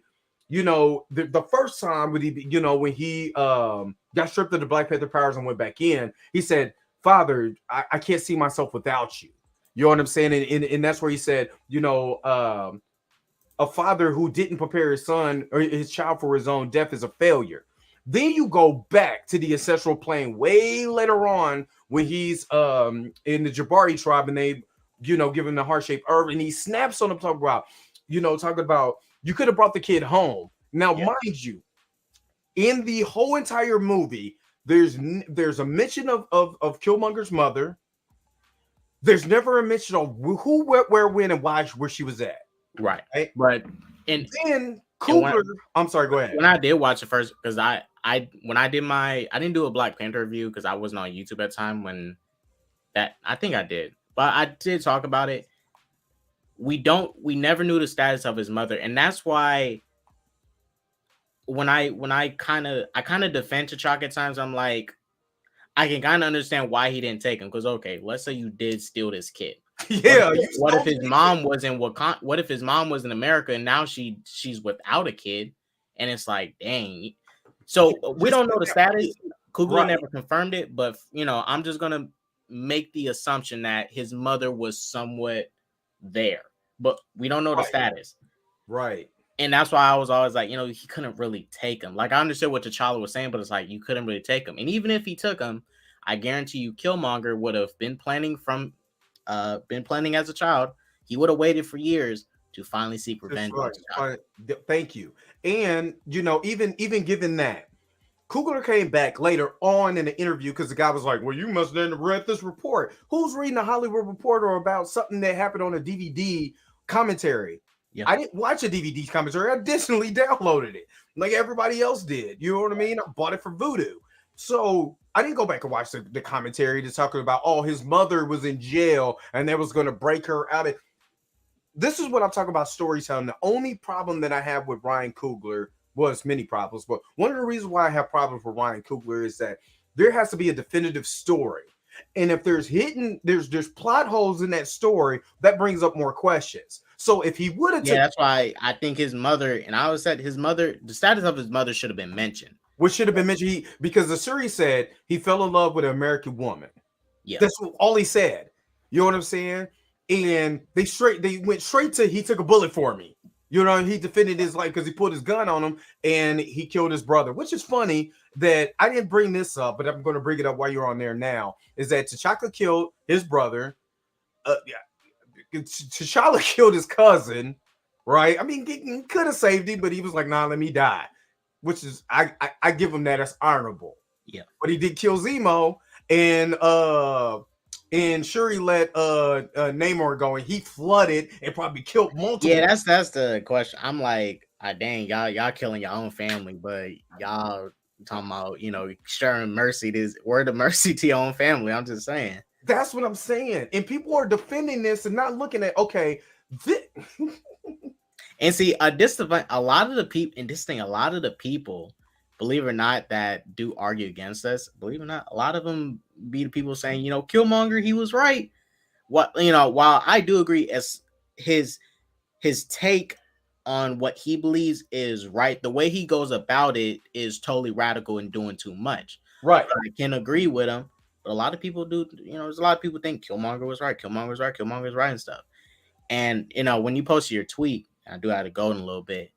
The biggest thing that bothers me is that people can't seem to, you know, it's obvious similarity. T'Chaka left behind, you know, Killmonger. T'Challa got mad about it. Yes. T'Challa, for whatever reason, and people keep on bringing this up to me, and just because it's in the movie doesn't mean it's good. You know, hey, in the Transformers movie, they have bad writing. Does that make the writing good? Even if the bad writing explains the bad writing, does that make it good? No. Right. Yes. T'Challa did not want to have his son in Wakanda for whatever reason because he didn't want the pressure of the kingdom to be on him. And I'm like this. Well, since you're king, you as the king could establish to all your subjects, Dora Milaje, your mother, your sister, and everybody, even M'Baku, don't put no pressure on my son about anything royalty. We're going to let him grow up like a normal kid. We're going to let him go play with the rhinos if he wants to. We're going to let him have fun. You know, not grow up like a kid in America, but grow up normal. Like, don't have to worry about handling these royal customs and stuff. Even T'Challa does not have to put the pressure on him because there won't be no pressure if there is none. Right. Pressure. Yes, some people feel pressure and no one's giving it, but that's different because T'Challa as a father can just reaffirm him like, son, it's not your time yet. Just be a kid and relax. Right. Like, as the king, he can tell all his subjects to forcibly, because he's the king, do not pressure my son. It's no ifs and it's no ands, it's no buts. It's simple. And then people are like, it's like, he's king. He can do whatever he wants. He can't do. Thank you. But he's king. He's king. I mean, shoot, we saw after it was revealed what T'Chaka did with Killmonger. I mean, it seemed like everybody else besides T'Challa agreed, like, you know, hey, freak Killmonger. We freak that little boy. We don't care about him. T'Challa was the only one that tried to care about him. You know, T'Chaka left him for dead and stuff. It seems like everybody else was just like, I mean, you know, Dad wasn't really wrong. Freak him. Right. And when I'm looking at T'Challa, even the whole T'Challa Jr. storyline, which I still think is probably the most asinine thing I've ever seen on film. Okay. My whole argument with this, and this is what I'm trying to get people to understand, is that you can't yell at your father for abandoning a child when you don't know the status of his mother or anything. I know that, you know, he was, you know, he had a spy with him, which was Azuri. They were all war dogs in Oakland. I get that. And Azuri could have been telling them what was going on. Yeah. But we still don't know. It still wasn't explained. Here's where my mother is. You know, he you know, even when Killmonger was yelling at the council, he could have said, you know, he's not a son of a king, he's a son of he's the son of a murderer. He even left me without my mother. Yeah, it could have been short dialogue. It would explain the motivations of the character a lot more. But when you make the character so one-dimensional, which Eric Killmonger in the grand scheme of things was a very one-dimensional character. He was one-dimensional in the sense is that I'm going to do everything I can, plot and scheme just to get to the throne so I can overthrow Wakanda based on how I feel. And we never got to explain the whole entire the rest of it. Well, why do you feel that way? More stuff could have I like Black Panther 1, but you watch the movie and his main goal, you see his main goal. Right. He wants to go there and get his get back. And his get back was, okay, I can't kill T'Chaka. He's already dead. So I'm gonna take out his son and I'm gonna get Zuri. Zuri was the one who snitched on his father, and T'Challa is his son. So like an eye for an eye type of thing. Right. And then after that, while it's not random, but it is kind of random because it's not really built up in the movie. He's like, all right, now we're gonna take over the world and stuff. I'm like, yeah, it's kind of random. Very in the brainish. and if Coogler did something like, I say show too much of of flashbacks and stuff, but like show his life in Oakland and his resentment, a bunch of racism he dealt with, his resentment for people there that was oppressing him and his people. He because this was in the 90s. You can show he was in the Bay Area. He was in the Bay Area, Oakland. You could have easily showed some cops harassing him, pulling him over, beating him up and stuff, trying to like some stuff. Showed him in the military, dealing with racism, whatever the case may be. It was just, to me, it felt forced. Like, well, I'm gonna show you what the angry black man trope. Yeah. That's what it became to be. And even though I like I said, I liked the movie.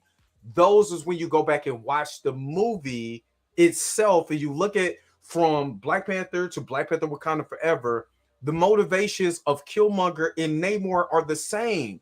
You know what I mean? They are. They both literally want to burn the world because they hate the world. Because if then you made Shuri have that same type of attitude just because she couldn't save her brother, or her brother should have still been alive because a heart-shaped herb cures everything from bullet wounds or whatever. So the motivation and all of that is still, you know what I'm saying? It's not fleshed out properly. So as a storyteller, that's where Coogler fails at. I know him, and I can't think of the other guy who wrote it. That's where they fell at. And it's to me, this is just to me, and I'm gonna let you go after this. There's so much of an emphasis of celebrating Black people that we also fail to tell the story of the failures of Blacks. Right. And we have to show that dynamic. If Game of Thrones could show us good white people and black white people, why can't we see good Black people and bad Black people within the world of Wakanda to make it more realistic? Not just a future where everybody kumbaya and everything is all good. That's cool,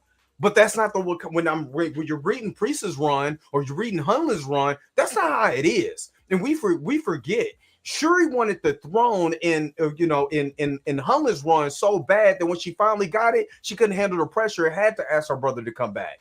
You know what I mean? Because of the pressure of the politics, the whole entire thing. If we're gonna make Wakanda this big thing and make Wakanda the focal point, well, let's start talking about why it's so hard to be the king of Wakanda and why he has to protect them so bad. Because they're gonna have to, you're gonna have a civil war within itself. So that's the only thing I got on that, man. But I don't want to hold you too much. Oh, yeah. And well, last thing I'll say before I go, because like when I finished Black Panther 1 and I go back and rewatch it, this isn't the only takeaway I get from it. There's multiple takeaways I get from it. I still like Black Panther 1. It's way better than 2. Right. But absolutely. To me, at the end of it all, it just felt like T'Challa, to me, he was the African. He was born in Africa, pure African. Mm-hmm. And you have T'Challa. Killmonger, born in America. He's the African American. Mm-hmm. At the end, it felt like to me, Africans and African Americans going at it, to just talk about their differences and stuff. When it's like, and from Killmonger's point of view, and this is why I say the lack of understanding from African Americans about African culture. The difference between Africans and us, especially in African America. Yes, some Africans, they can be disrespectful to African Americans. There's some that haven't been disrespectful to me, but not like many. But at the end of the day, their culture is they're united by tribes. Yes. We in America are united by our color of our skin because that's the only way for us to really identify with each other, whether it be music. But Africa's, they're united by tribes. Like they'll go, one tribe will go to another tribe. They'll totally take it over. take some prisoners and stuff. Take some prisoners of war and slave them or whatever, use them for whatever, maybe kill some people. And at the end of the day, you're united by where you was born at, where you stay at. It's not by your skin color. It's a whole different type of unification. Because you didn't see in the movie T'Challa going around saying like Black Power, because that was something really started in America. Right. Theirs was Wakanda Forever because they're united by their nation. They're not united by the color of their skin. Right. Right. Absolutely. And that's why I wish Coogler in the movie kind of like wrote it to where African Americans have to understand like that aspect of it, and also Africans need to understand how we feel as African Americans. It was kind of just like it felt very one-sided, like just more favorable to African Americans and not favorable on both ends. Right? While we both have our differences, there is positives to us. Right. Absolutely. Yeah. But I appreciate, man, you jumping on for a little bit, man. I really, like I said, I be trying to. This is like one of the free days, so anytime I have a free day and I just pop on, man, I'll make sure to hit you up on Twitter if you got some time, man. Just pop on for a little bit. Thanks for having me on. I just want to come and kick real quick. Hey, and make sure you subscribe to K-Dot's channel too. Make sure that you guys are liking and subscribing to his channel. Make sure that you guys are hitting the bell notification so you never miss one of his videos, because he will be dropping that Last of Us reaction video here soon. So make sure you guys are checking that out if you haven't checked out his channel already or subscribe. So make sure you guys do that. Be on the lookout, guys. You guys are gonna have a good day. Peace out, Dre. Appreciate it, man. Thank you. All right, language and culture is king for most African peoples. Yes, and that's and again, that is when it comes to storytelling. Again, storytelling has to be unique amongst what you're telling, and it has to make me emotionally invested. And if I'm not emotionally invested in a character's motivations of why they're doing things, if they're doing things because they're upset, they're crying out for help, it's more of a them situation than an actual motivative way of thinking. You know what I mean? Like basically, if you're emotional, I just want to work like Shuri. I just want to let the world burn because I'm mad because I couldn't save my brother. But that's emotions. It's not logical thinking. The Joker was logical because he said it. I'm a mad dog chasing cars. I don't know if I catch it, what I'm going to do with it. That's illogical, logical thinking. That means I want to just create chaos. I don't care how I do it. And logically, you could think, well, that's smart. It may not be smart to a lot of people, but if you logically think about it, it's very smart. You have one man who just wants to watch everything crash and burn around him, and he's more happy just to let it crash and burn because he's a psychopath. That's more believable than saying, "Well, I'm mad." Well, mad at what? Would you go throw a chair? This ain't the Boondocks. Let me see. Let me go to occupied by tribal beef with while outside the country explores their resources. Yes, and this is the reason why that I was saying politically, monarchy versus a democratic republic, in how T'Challa fixes those things, because once you start having dissension within the tribes, this would have made it so much. This is my pitch, and I'm not gonna keep you guys forever. But if I was writing Black Panther comics, one thing that I would say is that we always have the threat of foreign invaders coming in and taking the resources of vibranium. We've seen that during Doom War, right? And the Doom War is awesome. Awesome. Doom War is awesome. So you have this political dissension going on. Now you open up the borders, because remember, we're going to open up the borders to Black Panther. So Black Panther Wakanda Forever will pick up during the blip, right? This is just but you have this dissension because you have no Black Panther. You have this dissension going on. Now the American government, led by Everett Ross, he doesn't know, but they're trying to, he's, the ambassador of the Americans to the Wakandans, right? So he's trying to start stuff, and then Val comes in, starts to see the resources of Wakanda, because remember, they opened up the borders. Now you have a relationship with America. Then not only America, the UN wants to come through, because remember, half of the people was snapped. Now you have a situation where they're trying to take the resources and stuff like that. And this young girl named Riri Williams so happened, to make a device that detects vibranium. Well, the biggest amount of vibranium is right here in Wakanda, right? Now you have that situation going on. But in the process of that, so happens they found more vibranium out in the Atlantic Ocean with the Tolokans. Now, when you have this beef between, because for one, if you have this beef going on, there's a reason why T'Challa's not there, because he's blipped. Sure, instead of being blipped, she was found in Wakanda. She wasn't blipped.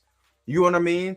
Now you have a defining motivation for her to be able to protect Wakanda, and she's trying to figure out the way how. So we go through the journey of figuring out, how do I do this? She can still meet Killmonger in the ancestral planes instead of being angry and stuff like that because she couldn't save her brother. Her brother's not there. I need guidance. He's not dead.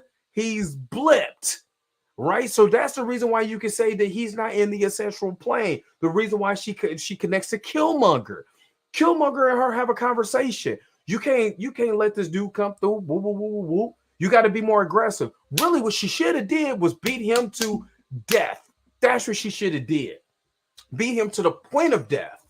Then the Tolokans could have found him over there drying out, looking like turkey jerky or whatever. You know what I'm saying? There you have the beef between Wakanda and the Tolokans, because she had to protect her people, because she has a threat from the UN trying to come in and get vibranium. She has a threat between, they don't flood them just yet, because I still want the dynamic of T'Challa versus Namor. You know what I'm saying? You don't have him trying to fall in love with Namor and all that other kind of crap that that Ryan Coogler was doing. No, I got to protect the people. My brother's not here. I'm the only protector. Until we find out how to be able to unblip these people during this 5-year gap, I got to protect Wakanda like my brother would. That shows her moxie. That shows her leadership. That shows all of that. Remember, M'Baku was still there. You had the head of the Dora Milaje. She's still there. You didn't have to kill Queen Ramonda. You could still have the what happened in Endgame still happening in Endgame with T'Challa, the Queen, and Shuri still there. All of that's still on the table. You know what I mean? But you have her, you know what I'm saying, find a way to beat him until he's at the point of death. That's his motivation to come back and flood Wakanda, because she beat me to the point. Now you have a brand new recast T'Challa going against Namor like we did in the comics, and that's because while he was blipped, she had to figure out how to be able to stop him, or she didn't want the threat of the UN and the Tolokans to come on Wakanda, because I gotta protect this. We gotta protect this house, and that's the way to close up the borders again. You know what I mean? Because they're trying to find, everybody's trying to find vibranium, and this dude thinks I did it, and no, we're gonna protect this house. So now you have more of a conflict, more of a motivation for Namor to come back, because Shuri found a way to beat him. I'm not talking about physically use your brain like she did.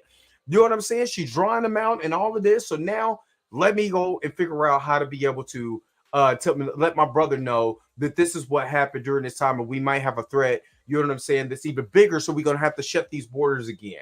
We got the UN. We got this going on. Let's be able to stop this threat. So when Namor comes back, there's a bigger threat to Wakanda, because now he got to bring the whole crew now. That's where you have the flood and the Avengers versus, you can have Avengers versus X-Men where they flood Wakanda and Black Panther. But you tell a story that builds up. You don't just have them go through and flood Wakanda and there's no Black Panther there. It's too quick. It's too early. Build some suspense. You have to build the suspense to get up to T'Challa versus Namor. You don't do it early. You don't just if you do have Avengers versus X-Men, you already stopped the component. Now there's no T'Challa and Storm trying to figure out the reason why they're separating, because she's going to ride with the X-Men. They're going to ride with and Black Panther's going to ride with the Avengers. You already wasted that. This is the problem with the storytelling. That's why if they ever do an Avengers versus X-Men, you can't do it properly because you already wasted your trump card. So if you do it again, it's waste. It's stupid. It's redundant. All I'm saying. That's all I'm saying. Huge mistake. Let me go back to Let me see. Coogler Claw was an issue for me. Andy Serkis was amazing. Yes. Yeah, they should have kept Claw. They should have kept Claw. Waste of a good villain. Absolutely. Yeah, there's been dissension within Wakanda for quite a few times throughout the years in the books. Yes. Huge mistake to blip T'Challa in the first place. You know, and I don't think it was a mistake to blip T'Challa because they wanted to have the OG Avengers go through their problems. This 10 years, I'm not even mad about that. Even if he was blipped, if Ryan would have wrote this during the blip and would have told a story that he's seeing go on throughout the years, like, don't look at the next movie. How do we build this? How do we stretch this thing out? Have some tension between Nakia and instead of having, first of all, they should have never introduced a love interest. They should have had him like him, but never like, that's my ex. I know that they didn't know if they were ever going to get Storm from the X-Men, but T'Challa didn't need a love interest all immediately. Could have waited, see what happens. Get him a love interest in the future. Like, yeah, they date, but nah, we're not together. She's a little too sneaky for me. And you could have had it where she got jealous, like she is. She changed her name to Malice or whatever, you know. And seeing Lupita Nyong'o in a different light, you know what I'm saying? It's a villain instead of a hero, kind of like we got in the Jordan Peele film. Yeah, you know what I'm saying? It's so many ways that you could have been able to let this thing draw this thing out. If it's a Black Panther story, let this thing draw out. Like we didn't get the, like, okay, Spider-Man, and I'm using this as an example because, you know, as far as MCU wise, it came out at the same time. Spider-Man, his MCU introduction was way more impactful. Why? Because they drawn the story out. We didn't know what happened with Ben Parker.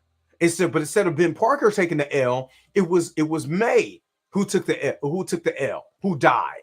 You know what I mean? And we still got that with great power comes great responsibility line. We felt bad when I watched Far From Home and seeing that May get killed. I'm like, oh my god, they really did it, but they did it with Aunt May. Yo, that was kind of dope, and it was still done. But it was done by the Green Goblin, Peter Parker's greatest villain in the comics. You know what I mean? One of his greatest villains in the comic. Yo, now I'm invested. Now, because it's a multiverse, you got other Peter saying, I went through the same thing, dog. This is the way you overcome. You know what I mean? That's good storytelling. I'm invested because the first time we seen Peter Parker, he was a kid, just trying to get the approval of Tony Stark. Now he's Spider-Man. But they told a cohesive story that spread out. They didn't put all the eggs in the basket. You didn't see the Green Goblin in the first movie. You know what I'm saying? Kind of like what they did with the Tobey Maguire version of it, or the Andrew Garfield version. They let it grow. Could have did the same thing with T'Challa, man. Let it grow. You know what I mean? Facts. He says T'Challa should have been a stronger build with the Avengers, and it could have. But again, I kind of wasn't mad because they tried to let the OG Avengers get their thing on, and I get it. You know what I'm saying? I kind of get it.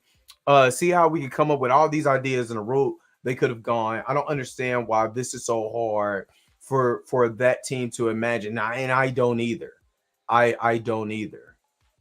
And exactly. Yeah. Killing Claw so quickly was dumb. I noticed Marvel has a hard time with the major villains of time. And they could have, and because Claw was introduced in the Age of Ultron, they could have told us more story on how, on how he got the. I mean, they kind of did, but they could have told more Claw story.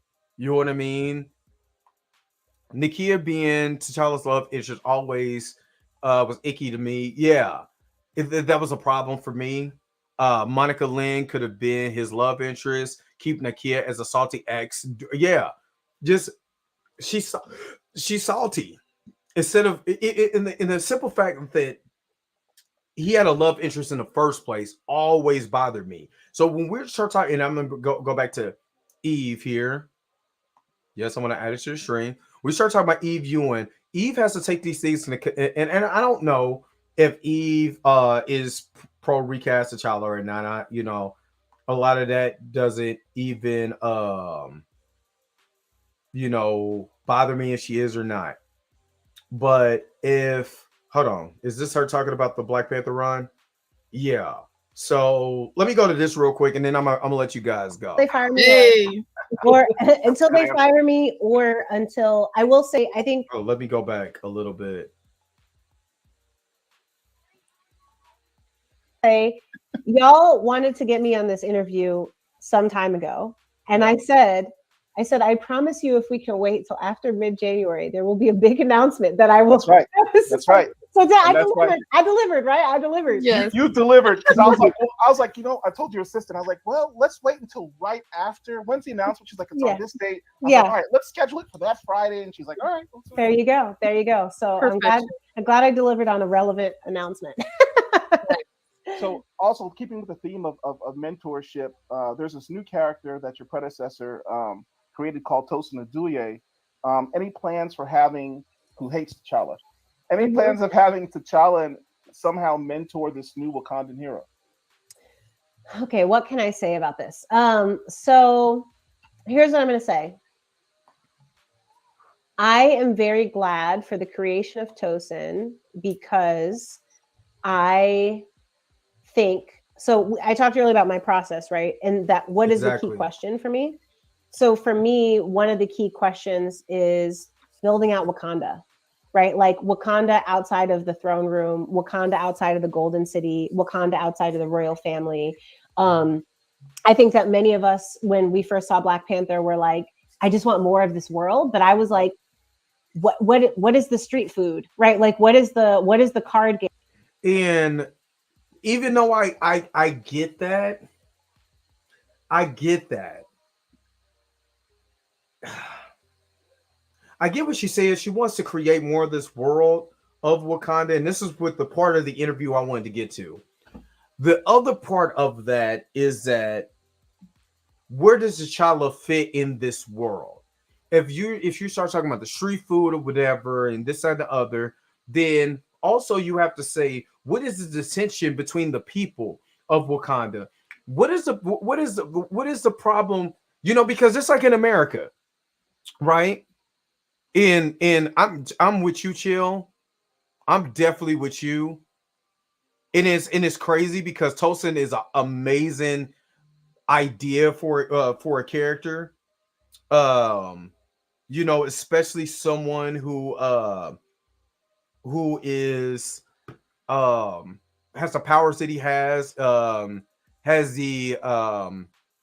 he's being a Wakanda, but then being outside and seeing how they use all their resources to gain all of this and stuff like that, and they're still basically not necessarily in the bush, but I understand, finding out what the kind of food they like and stuff like that. But just like in America, if you go to anywhere in America, yeah, I like going to, if I go to Chicago, I know that I can't eat the deep dish pizza now unless it has non-pork stuff in it, but I know the other side of Chicago too. That sucks. What about that? Is what I'm talking about. My man, Planet Fitness, what's going on? What is up? Let me see, Cornelius. That's because Marvel believes in Tony and Peter. They thought Black Panther 1 was going to flop. Yeah, and I do believe that. Yeah, I get what she's saying, but I don't care what the food tastes like, and I don't care about the world of Wakanda like that. And I get that. If Wakanda's going to be a character, just like anything, like I said, with Gotham, with Metropolis, with any of these, Hell's Kitchen, with Daredevil. Well, there's got to be good and bad within that place. And Tulsa's character made Wakanda still have a bad portion of this place. Like, yeah, y'all doing all this stuff, but what about us? You know what I mean? We kind of got that with the Jabari tribe, but what else can this land look like? Planet Fanatics, if you want to jump in the stream, I still got the link up if you want to hop on for a little bit and talk about this. But I kind of want to get to what she's saying a little bit more too. So if you want to, most definitely hit that link up. Game, like what's happening here? So I can say that my run. So I like the creation of Tosin because Wakanda is like country should have many superheroes, right? And there should be many Wakandan heroes. That said, like Gentle. How many of y'all know about Gentle? Like Gentle should be, you know what I'm saying, a hero in the world of Wakanda. So I do agree with her like that. Gentle, if you don't know who Gentle is, he's a Wakandan mutant. He has the tattoos, kind of like Tolson, but super strong. And I hate that he was used as a ruse, but he pimp slapped the whole dog mess out of T'Challa. Oh my lord, and stars and garners. I know I'm not supposed to be showing y'all this because I know a lot of hardcore people don't like this, but I'm gonna try to share. I'm trying to put this out here. Hope I can air to you or airdrop it to y'all. Come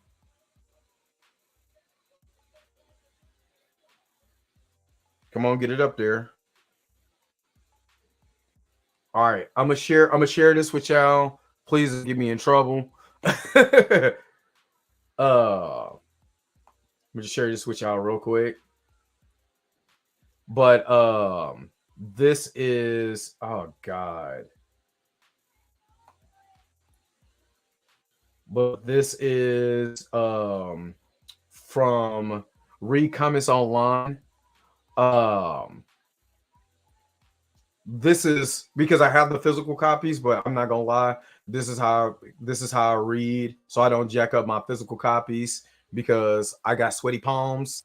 You know what I mean? But this is a way for y'all to be able to read if I want to read it and don't have to pay no money for it. But I'm just I'm just going to and be aware this month has a lot of bugs and stuff. But if you go back to issue 2, when you're with and they are discussing stuff with Storm, and Storm is over there, you know, basically checking T'Challa, you know, there's a ruse that T'Challa and Gentle was doing, and he smacks the mess out of him. And good God Almighty, that's all I'm saying is good God Almighty. He slapped. I'm talking about slapped him to the next panel. But yeah, this is just if you want to I'm just throwing this out there. If you want to read, this is a good way for y'all to be able to read. But I'm gonna go back to the to the interview. But in her run, she has to make sure that, you know, the emphasis is on T'Challa. She has to make the emphasis on T'Challa and make the world of Wakanda bigger than the world of Wakanda is important. But without the people, without T'Challa, how important is it to the story? World of Asgard doesn't work without Thor, Sif, Balder, and the Warriors 3. Absolutely. Asgard is a prime example of that. What's up, Kuro? That's my guy. You already know what we got to do, man. We got to get our St. Louis trip cracking again. So what is up, dog? I would love to see Akabe make a return. He had a potential as a villain. Absolutely. Digital is the best way to see if something good. Then I cop it later. I always cop the physical. You know what I'm saying? I do read the physical, but when I'm doing like stuff like this, it's always good to be able to bring up the digital copy so I could be able to either download it, save it, whatever I need, especially when I'm making these videos. So let's go. Let's see what else she has to say. Now, what can I say? The end of this run, the end of the Ridley run, which I've read all the scripts and seen the some of the proofs and stuff, even the things that weren't drawn yet. So I knew the end of how Ridley's run would end before I started writing where I am. So I've already finished Black Panther #1, and I'm working on #2. And I read all, even though the run isn't over yet, I know how it ends. And it is ending in a way that is very much disrupting the status quo, and that my run will be picking up directly from that moment. So I know one of your questions, not to spoiler one of your questions, but one of your questions was that, you know, some of the press was using the word reboot. This is not a reboot. Right. This is in continuity. That is not my word. I don't know. You know, comics press, present company excluded. People just be writing stuff. People be like, and then, you know, and you're on a deadline. That's fine. But it is not a reboot. It is in continuity from the Ridley run. And the Ridley run will create at its end, but created for me in my planning, some really interesting circumstances that I think are going to make my run really exciting and fascinating.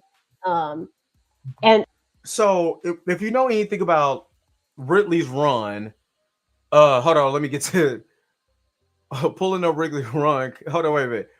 Pulling up Ridley's comic requires a trigger warning. I like that.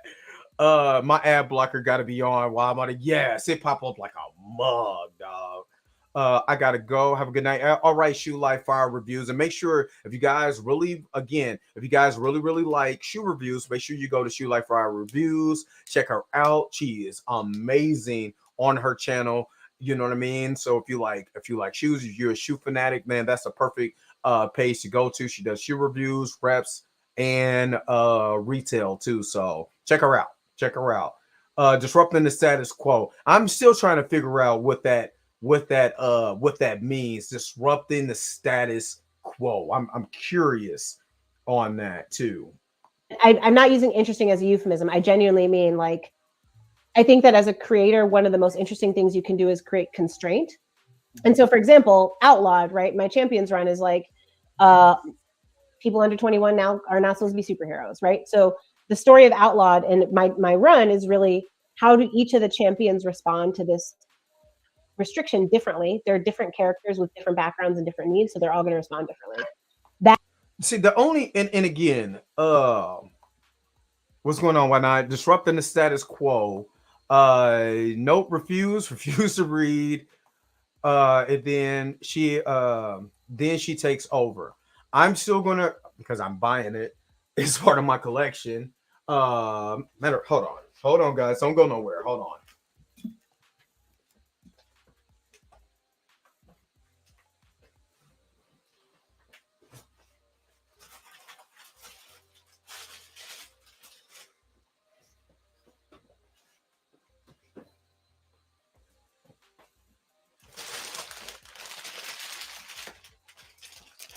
So, all right. This is all the stuff I haven't got to.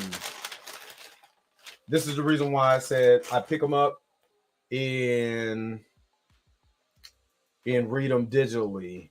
Like this is just a bag full of comics. This is all my new stuff that I just got. I still haven't read this Deadpool #2 yet, but I think I got X-Force. This is stuff I haven't put any of this up. McKay's Moon Knight has been very Black Panther #12. X-Men Annual. Like, I got stuff that I haven't even touched. And be careful when you buying stuff from Marvel, because I got this and it ripped it. That's why I got 2 copies of it, just in case. But this is a lot of the stuff that I haven't even got to because I was so busy for the last couple months. So I just get it. That's why I read it all digitally. This is all the stuff that I purchased that I haven't got to read yet in hand. So I basically put them in the plastic and was like, okay, I read them digitally. So that's why I kind of brought up that website. I'm not saying that's the greatest of websites, you know what I'm saying? But I don't want to buy it twice, digitally and physically. So that's why that's a good website, alternate website for you guys to check out. I'm not saying go do it. It's just something that's an option. So I don't want to get in trouble by YouTube. But yeah, but when she's talking about this, when she's talking about like what I'm trying to decipher what she's really saying. Is she really saying that I'm going to take the run that he did and I'm going to expand on it, make it better? Because T'Challa is like, for one, besides him getting slapped, he's very antisocial, very not trusting, very almost like narcissistic in a type of manner. You know what I mean? So what is exactly she's going to do in this run? The status quo is the tradition of Wakanda. That's the only really fact I've heard her say. Yeah, it's just what is she really going to do? You know what I mean? So that is what makes it an interesting story. Similarly, the end of this current run is going to create some very interesting constraints, and my story enters into that space. And so that is what I will say. and what constraints is she talking like when she's talking about interesting constraints? Like what did he do in his run that binds her as a writer from going any further? That is a great website though. They got some rare comic gems. I forgot about. Yeah, because I read a comic that I got like when I was like I was 12. And it's a Spawn comic that my first comic that I bought with my own money. It's like Spawn number 18. Oh my god, I read that on there before I went and bought it. Man, amazing. But that's the thing that I'm interested in. What constraints is she? Are they killing T'Challa in the comics? Like, what constraints does she? Because if you're talking about the world of Wakanda and you're not talking about the king of Wakanda, then that means are you killing him in the comics too? That's the crazy part that I'm concerned about. Because if you start talking about food and all kinds of stuff about Wakanda, but you're not talking about the king of Wakanda, then what are you doing? What I'm curious. I'm curious. And I'm telling you right now, I'm gonna be real. If they kill T'Challa in the comics, I'm probably gonna be all the way done with more. And I'm not really a big DC fan like that, but I'm probably gonna be almost 100% done, besides Deadpool, done with Marvel. Because that's the only constraint that I can see, because she's not talking about T'Challa in this whole entire thing, and the problems, that T'Challa had, with the problems that he had in Ridley's run with the democracy versus monarchy, and people thinking T'Challa is bigger than what he is or whatever. What about the hero? What is the hero story? I don't care about Wakanda. What is the hero story? How can the hero become something greater through his adversities, being king, that makes him a great hero and ruler and king? She says she's going to continue where the previous guy left off, which disrupts something. I'm curious. I'm just curious. Let's continue to hear what she's saying, and then I'm gonna let you guys go. All right, very well. So you also mentioned, huh? That is my answer. That's your answer. Okay. And I understand. I prefaced that. I understand that many of the questions I'm going to ask you, you probably can't. That's okay. Throw them at me. You got to ask anyway. And Brian is asking how long. I'm not gonna lie. I love her glasses. I'm sorry, but I love her glasses. How long is my run until they fire me? I don't know. Until they fire me, or until they fire me, or until I will say. I think again, sometimes people know me from one point of work or the other. I do a lot of other types of writing, and so there might be a time like I most of last year in between Champions and Photon, I wasn't writing any comics, and people were like, where did you go? I have a huge nonfiction book that I'm working on that is due this April. So I spent all of last year like just working on this other book. So a time may come where I have another project or something where I take a break or step away. Okay, I want to get to the. That's what I can say about that. So here's some cool stuff I wanted to get into. Okay, I thought that was cool stuff. I thought those were good questions. No, that's a easy softball question you would normally expect. Okay, I'm trying to be my best Kevin Feige in terms of like giving answers. You're doing a great job. You're crushing it. You're crushing it. So John Ridley also wrote issue 4 of Wakanda, in which he wrote the story about a character called Kime, who is a new. He's kind of expanded Wakandaverse a bit by introducing the concept of the sisters. Mm-hmm. These, I don't know if they're like warrior and witch nuns type characters. Mm-hmm. We don't know yet, but we know that they have some type of mystical abilities. can we expect to see more? And we know that she's also involved with Toastin as a love interest, and it's kind of a Romeo and Juliet Mhm. forbidden love story. Can we expect more of that relationship to continue in this book? So what I can say about that is that part of what makes Wakanda super interesting is the spiritual beliefs of the people who live there and the ways that in many different runs, I would, definitely think of Coates' run and some of Hudlin's work, right? That the spirituality, that this is literally a God-given power, right? And that being the Panther and the world in which everybody is operating is very much infused with religion and spirituality in many different ways. And I can say that that is a theme that will continue and I would say be in some ways expanded. Okay, so because it took a minute for her to get there, she is kind of long-winded. Um, it does have to, I think intergalactic empire kind of a little bit got away from what makes Wakanda in the and the spirituality with Bast. I think they kind of got away with away against they got kind of away from that. That's what I wanted to say. But they kind of got away from that.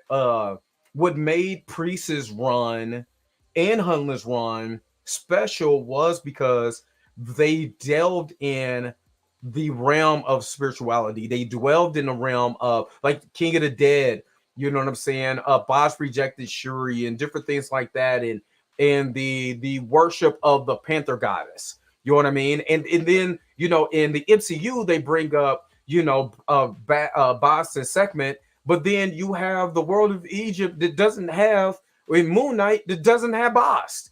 You know what I'm saying in there? So and we already know that they are tied to a lot of the Egyptian mythology. So it's got to be a lot of it's got to be more of a cohesive unit when it comes to all the spirituality and stuff like that, and connecting the spirituality of Wakanda back to where it was. And the reason why the Black Panthers of the past was so important. So yes, I do believe that. Having T'Challa be more spiritual in the sense of having being led by Boss a little more will make him a better king. Maybe we can see that. I don't know. Is the answer she's given is very vague in all of that. And we still haven't seen Boss in all his glory. You know what I mean? We do need more Boss and T'Challa interaction because that was big in the comics, in Priest's run, in Hunlin's run. You know what I'm saying? Worshiping that the Panther god. Matter of fact, go back to Jack Kirby's run. You know what I mean? It was big, and we have to be able to get. I feel if we can get T'Challa back grounded and not be so paranoid and listen to what Boss is telling them to do, because basically they haven't really got it to he's the avatar of the Panther god Boss, but kind of is. So to get that relationship back, to get him back to not being so paranoid, to be an antisocial and all this other stuff, that would be a good, I guess, palate cleanser while he's trying to figure out the dissension politically within his country. I like the conversation and so appreciated Black Comic Lords putting this together, and hopefully because we have nothing else to hold on to but the old runs. However, those are trepidatious. Yes. Paz was chilling with Zeus. I mean, that's it. You know what I mean? But we still have to have more connection with. It's almost like in spirituality or in religion. You have to have one, that relationship with the creator. We see this in Miss Marvel's run. Her being Pakistani and that relationship with her religion was still big. We see this with Moon Knight and in other Nightcrawler in his religion. You know what I mean? There's still ways that you could be able to what's up, Tim? What is going on? Yo, you had a good conversation earlier. You made me get on here tonight to have a conversation. because your conversation earlier was so good. So what's going on, Tim?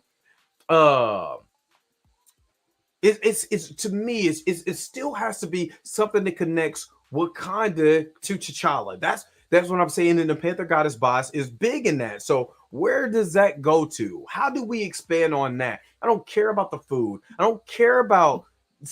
I care about the people, but I care about what the people think of how Wakanda is running, and have that be the central point. Want to see her in her full White Panther form.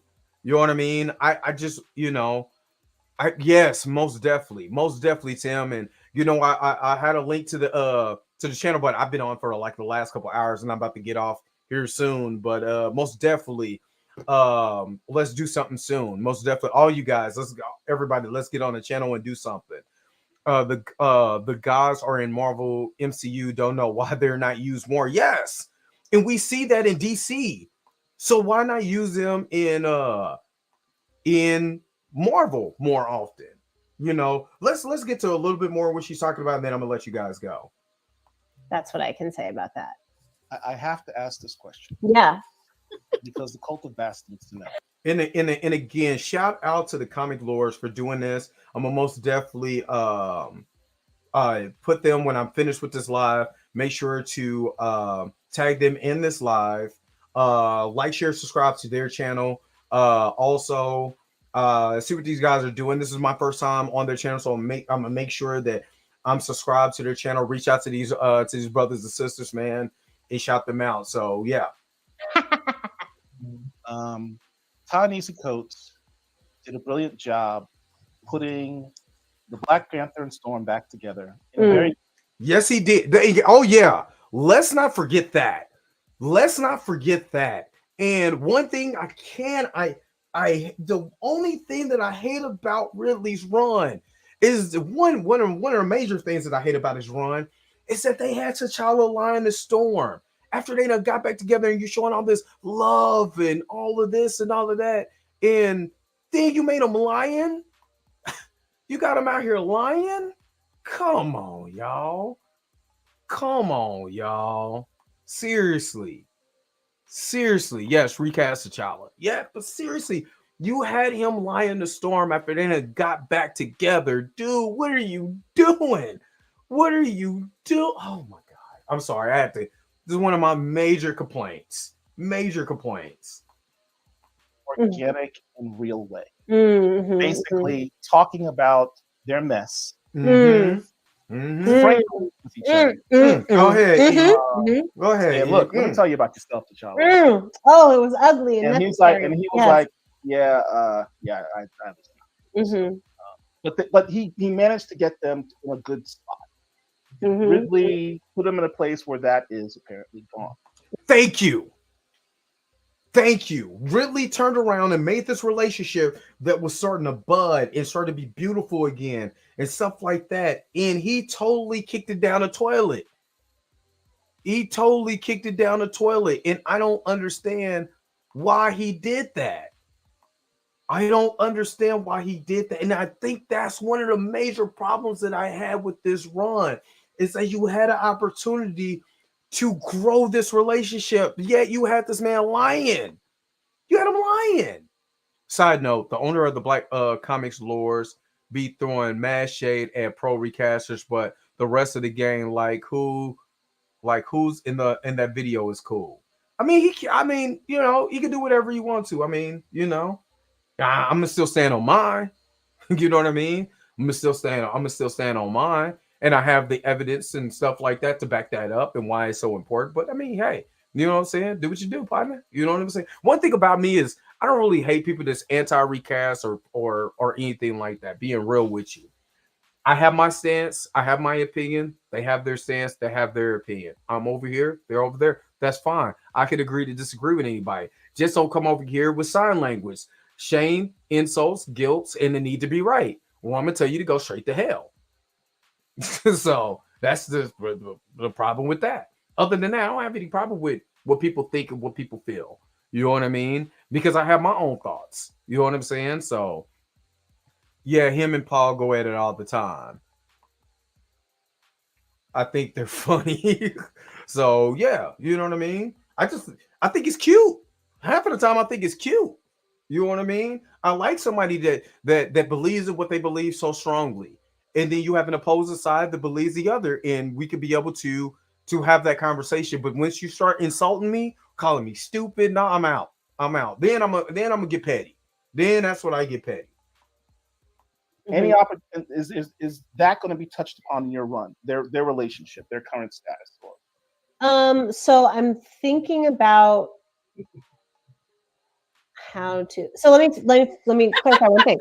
So one thing that's different is that, like I said, so when I got hired for this, Chris, I dare you to Corn, remarry. look at Corn. So Corn said, "I dare y'all to remarry him. I dare you."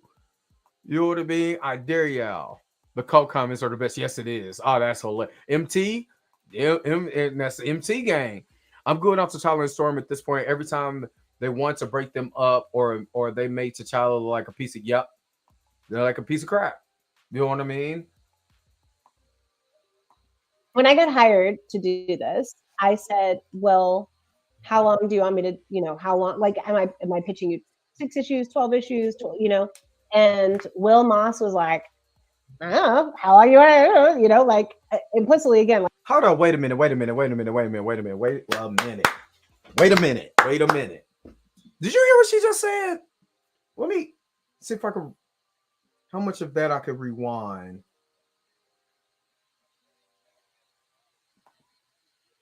Let me just listen to it again. Black Panther and Storm back together in a very organic and real way.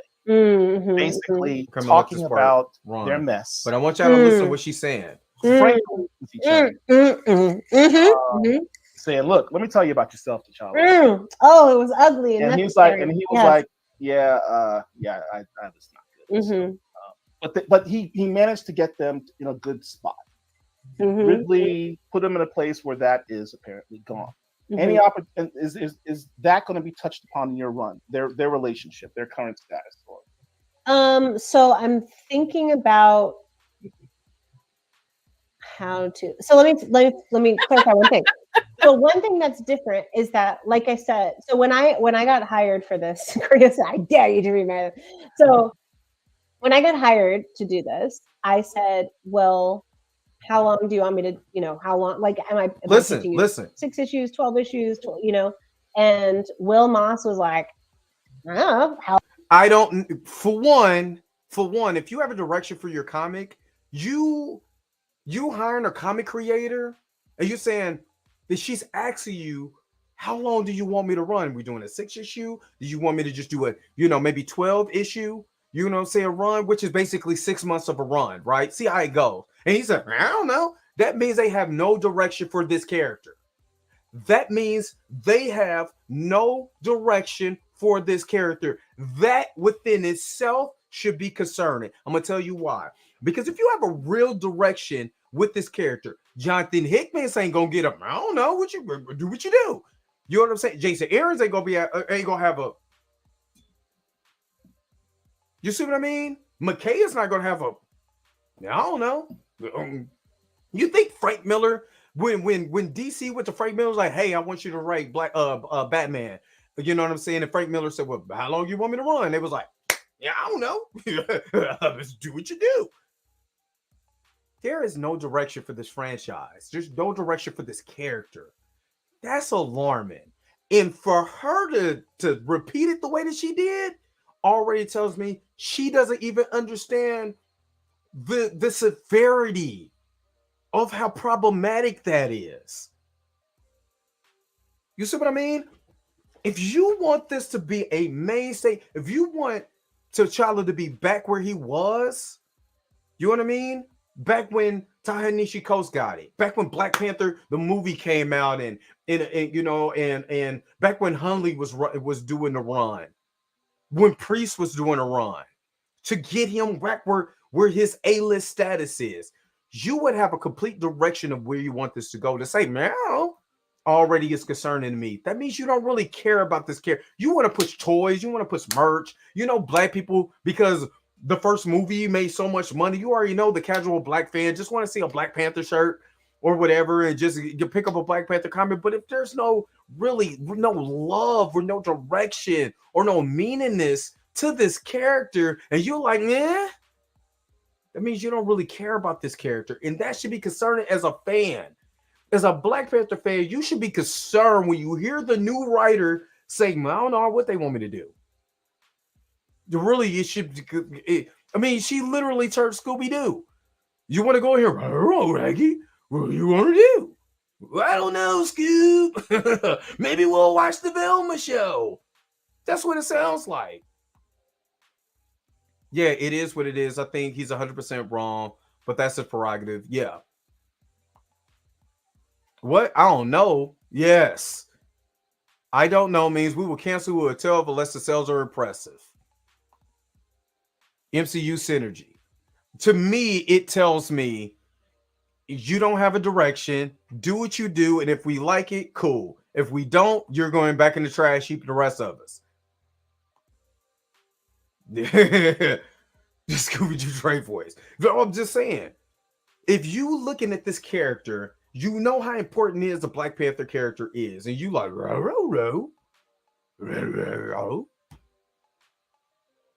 dog, man, nobody's saying this with the Fantastic Four. Hey, what do you want to do with the Fantastic Four? Oh, you know what? We need to get the Fantastic Four back to where he was at. We need to do this. We need to do that. Man, Jack, I keep telling you this. As much as Stan Lee gets the credit for Black Panther is Jack Kirby's baby. And I put this on everything I love. If Jack Kirby was alive, I think he'll hate this. Look at what they're doing to his character, man. The character he created. Because he had a black friend, but like, you know what? I know my black friend don't have a comic book character he could look up. There's a lot of black readers. Let me do something for them for once. Not just for us, not just for the Jews or the whites or whoever. Let's do something for the blacks too, because they need a character that they can look up to. And this is what you think of them? I don't know. Yeah, if it works, it works, but good luck. It sounds like a setup for failure to me. Let's keep going just a little bit more. Oh, you know, like implicitly again, like he's like, Ta-Nehisi did this for a long time. I was like, well, that could be cool, right? Again, I could be fired at any time. But all that's to say, I want to make sure that I clarify, like, there's the arc and there's the run. And I have no way of knowing how long my run will be. And so the way I think about it is a little bit of like my checklist for the character and what are the immediate stakes of the story and how we will continue from where we're leaving off with the Ridley run. And then what's on my list for the long run, if that makes sense. So I can say that the constraints, I think it's not, the way I write is not to be like, issue number 1, oh, that was all a dream. Everything that just happened, like that didn't really happen, I wish it was. I wish you would have had T'Challa wake up and he's in some room hidden somewhere, and the person who's been portraying T'Challa this whole entire time was a Skrull. That'd be amazing. That would be amazing. You know what I'm saying? Or he was a Hydra, he was a clone Hydra agent. So I'm sorry. They did it in other comics. Remember Hydra Cap? And how much Hydra Cap backlash they had with Hydra Cap? And then look what they did. Hold on, let me get to your comment. I wonder what Jack's family estate thinks of this mess. I'm just as curious as you are. Undo. I don't think it's good storytelling or good continuity to immediately leap away from where the previous person left you, right? I think we continue on that for the time being, see how that plays out in ways. I disagree with her because they did that with Deadpool after Scotty Young's run. They had somebody else do something else totally different. Don't even mention Scotty Young's run. You know what I mean? So, because I feel like once you take up, to me, this is just to me, and this is just my opinion. I'm not saying she's wrong. I just disagree. I feel as a storyteller and as a creator that I have my thoughts on the character and what I would like to see the character be. Just like how John really had no problem with disregarding everything that happened in Coast Run and do his own thing. Why can't you do your own thing with your own run and put your stamp into it and gain more fans, because it's not based off what the last guy did. You know what I'm saying? You put your own funk and stank to it. This is what I'm doing. You know what I'm saying? If you like it, ride with the comic if you like it. But if you just have this comic and you're just basically picking back off of the last guy did, but you know it's a tweak here and there, that we already hate the last guy. Why would we want to read that? Won't you do your own thing? Just my thoughts. That are new and interesting, and that in the long run, that my priorities might be different. So yeah. So I think that's what I'll say. I think I'll stop there. But I will say this. Anybody who's ever seen me at any panel or any con knows that Storm is like the number one character that I always want to. Storm is the OG, the legend, the prototype, the person that, for me as a Black kid, Black girl growing up, Black people, like she's the alpha and the omega of, and I think similarly has a lot of space for stories that are interesting to her. I think that I'm not sure if I like if I was going to if I was going to bring them back together, I would also want to think about the implications. I would probably advocate for Marvel to say, like, is there going to be a Storm solo, or is there going to be what? Okay, I just answered my question. That literally, she just answered my question, because I was wondering something in my spirits, something in my shanana wasn't feeling just right. She just told you what her plan is. Her plan is not, to make sure the Black Panther goes back to where he is supposed to be as a superhero. She wants to get to Storm. She wants to get to a Black, and I'm not mad at her, but her emphasis is not on restore T'Challa to greatness. Her emphasis is telling a story so people will like it. It'd be cool. But then she'd be like, "Hey, what about this Storm solo series? Have you never did that? Let's try to do. Let me just write a 4-page. A 4 issue solo series for Storm with my own state." She literally just told you what her real intentions are. It's not about T'Challa. Yeah, it's going to be a story. And somebody said it sounds more like it's going to be a Wakandan female focused story and not T'Challa. I think somebody said that earlier in the chat, but there she go. I guess that's what I was looking for. And not once did I hear her say that I want to make sure that T'Challa gets back, or have readers feel like T'Challa is exactly where he's supposed to be at as far as storytelling and stuff like that. This sounds more like, let me do what I got to do so I can get to where I want to be at. And this is just a stepping stone. If I was a new Black Panther writer, I would write a long storyline that dealt with every major era of T'Challa's history, like what Jonathan Hickman did with the X-Men. Exactly. Her emphasis is making sure Storm isn't the spouse role, right? Which I'm not mad at. I'm not mad at her for that. But in a Black Panther story, the emphasis still should be T'Challa. It's T'Challa and the world that T'Challa has to deal with as a hero. She hadn't said much about him in it. She hasn't said nothing about T'Challa at all. She hasn't said anything about T'Challa. I want to take on T'Challa because I feel like T'Challa. I want to do this for T'Challa. I want to do that for T'Challa. She has not said that to solidify me to believe that it's all about T'Challa at all. Other opportunities are there for? Well, we know there is. There is. Yeah. Well, and so, but I'm going to stop talking because everything I say is now in a potential to get me in trouble. So I'm going to stop there. Just when it was getting spicy. Mm-hmm, mm-hmm. Okay. All right. So here's the other thing. So one of my favorite runs in Black Panther lore. Okay, let me get this. McGregor's Jungle Action. Mm. And I really don't think his taking it back.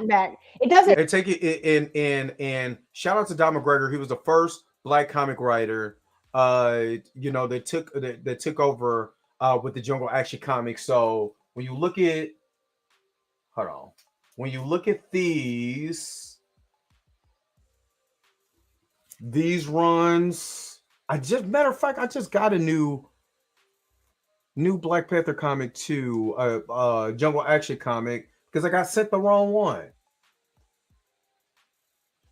No, that's my Luke Cage. Oh, since I got this up, if you want to read one of the funniest comics of all time, oops, sorry, let me get this in the camera. Get this. Oh, that's my other one. But get this, number 8, number 9. Literally, you would die reading that because it is so hilarious. But yeah, Don McGregor, shout out to him, one of the first early black writers on Black Panther, in his run, in the Jungle Actions run. Yeah, this one also, you know what I'm saying, the Jungle Action run. So, and you can still mycomicshop.com, you can still be able to get a lot of these Jungle Action comics too. You know what I mean? So let me finish this question and I'm gonna go. Doesn't everybody almost starts the history with the Priest run? Right. Yeah.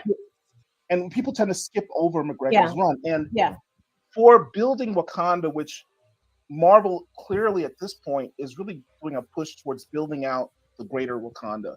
yeah. McGregor was the first one to do that. And one of the aspects that he touched upon was Wakanda's mystical side. And I know that, you know, with this introduction of these characters, the sisters, there's an opportunity to really go deeper into that realm.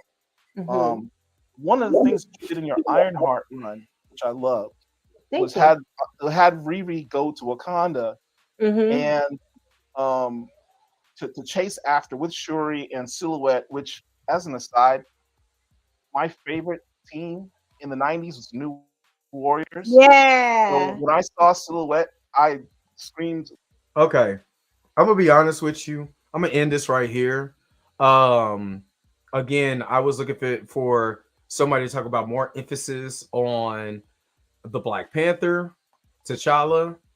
To me, this is just to me, this seems like it literally seemed like an afterthought when it came to T'Challa in this conversation. Now, maybe I'm wrong. Maybe I missed something. I did skip ahead. I'm not listening to the whole entire thing.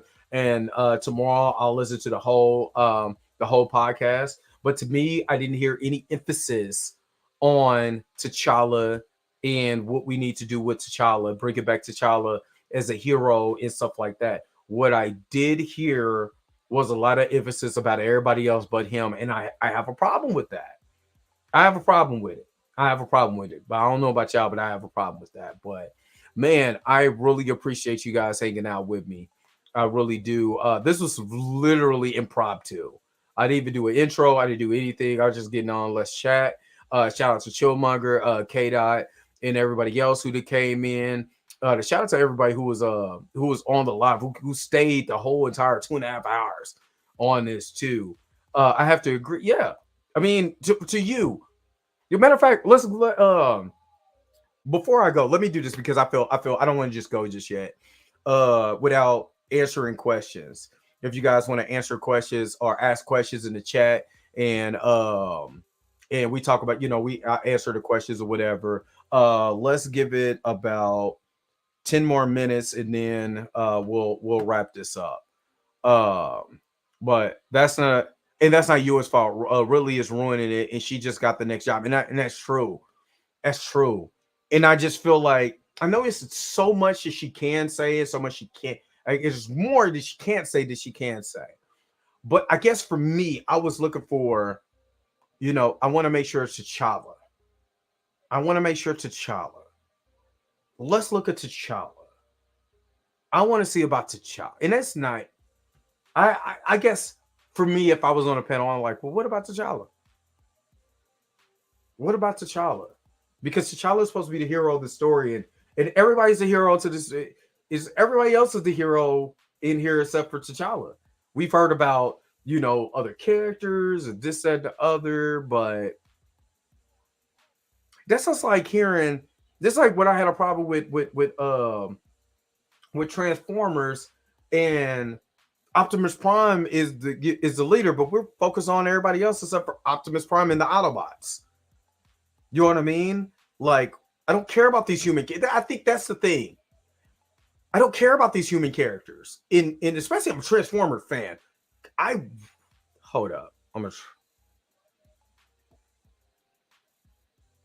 just show y'all. Skip my camera is in the way, but you see that? That's a lot. Trust me, it's a lot of Transformers in that thing. So when I'm watching Transformers, I don't care anything about the human characters. I don't give a crap about the human characters. Let me turn this just for a second. Yeah. I don't give a crap about any of the human characters. What I care about is the Autobots and Decepticons. And I need to spend more time with them than I do with anybody else. And just like this, if the story is called Black Panther and it's Black Panther comics, and the hero of the story is T'Challa, I want to spend time with T'Challa. That's it. You can flesh out the world of Wakanda, and that's cool, but the main person is T'Challa. And we are being lost in that. And I believe, even this panel is not talking about, well, what about T'Challa? Yes, his relationship with Storm is all that. That's all cute and all of that. I get it. What about T'Challa? What about him as a hero? Didn't T'Challa have to get saved by somebody in Ridley's run? In Ridley's writing? Actually, McGregor's, Priest, Hunley's run, I think Colt's run. Yeah, he's been saved in everybody's run. He's been saved by other people in all of the runs he's been in, especially when he was close to death. Because remember, Storm saved him when he was in a comatose state. I forgot who knocked T'Challa